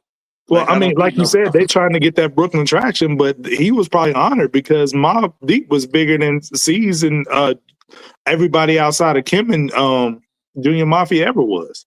But it was a good look because they were getting a lot of promo at the time because Notorious Kim, Lil C's solo album, still plugged the Puff, still plugged the Bad Boy. The Big Effect is still in effect. This is 1999. Right, and people don't take into account building relationships and nurturing those relationships. Like the start of that link is actually probably Havoc producing on Life After Death in 97. Because like you said, Coop, they wasn't messing with each other like that. Like the Queens guys and the Wu-Tang, they wasn't messing with the Bad Boy camp or in the affiliates. Correct. So if Havoc is producing on Life After Death, that starts that relationship. That's a big thing, right? RZA doing Long Kiss Goodnight, Havoc doing Last Days. It's like, oh no, that's a big thing. It was not like that. Big deal. We remember it being a big deal in real time. So you look, this is just 2 years later. They got each other's numbers and they like, yo, you know what I'm saying? Kim, can you do a record? You know what I'm saying? See, can you do a record? Before that, none of them conversations was happening that I know of. Here's also another way to think about the producer thing. Who beating Q-Tip and Havoc's 20 best beats? Another duo. I don't. Dre and Daz would have the best chance. As far as a producer understudy, right? Dre and Daz would have the best chance, right? They would have the best chance. Yeah. But most of those beats would still belong to Dre, right? Like with Q-Tip and Havoc, it would be more of an actual balance. Like, if you had we're speaking as 90s heads. If you had a modern bias, you would say Alchemist and Havoc, but I don't think that's legit. Not strong enough. Nah. And it's a 10 for a different reason. Q-Tip and Havoc shit more classic. I love Al, but what's Alchemist's best classic album that he produced? Because it's not to the level of the Q-Tip and the Havoc shit. I'll say Alfredo. Right, Alfredo ain't. Yeah. And I would say Kanye and Mike Dean got a puncher's chance because they'll give you the most eclectic mix. Mike Dean got the diary. It's not enough. Yeah. Much as I said a puncher's chance, but it's definitely Q-Tip and Havoc.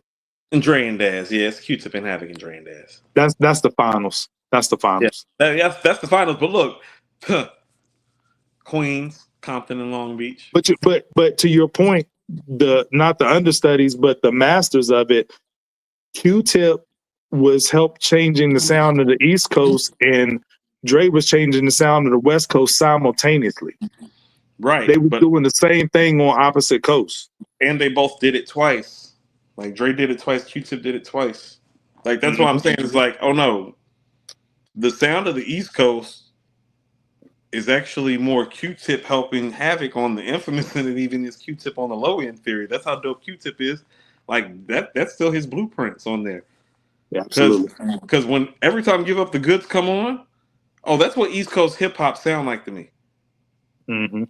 Like that's what it sounds like to me. Is like that beat, like that record, that drop, that boom, boom, boom, boom, boom, boom, boom, boom, boom, boom, boom, boom, boom, boom, boom. Like that's what East Coast hip hop sound like to me. Q-Tip, everybody. They got the title. They got the title. Yeah. Ooh, we should do like a mock-up, a mashup. You know what I'm saying? We should pick like, 10 Daz, 10 Havoc. Oh, like a versus? Yeah. Like that'd be fire. That'd be fire. Yeah. All right, AG, I think we're out of here, brother.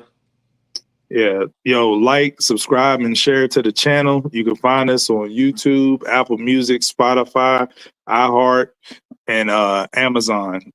So like I said, our numbers are constantly growing. Every time I check, we're getting new subscribers. So we appreciate y'all. Share it with somebody else because we're trying to put out dope content, come with dope concepts, and we really trying to make a mark here in 2025. So please like, subscribe, and share the channel. We appreciate everybody in here. And prayers up to our comrade, Sean. And he's definitely been missed these last couple of shows, but you know what I'm saying? Keep you in prayer, man, so you can get in the right frame of mind to return. Yeah. And AG wonderfully said. I think we're just gonna leave it right there, brother. No doubt. Peace and love. Be safe. Salute.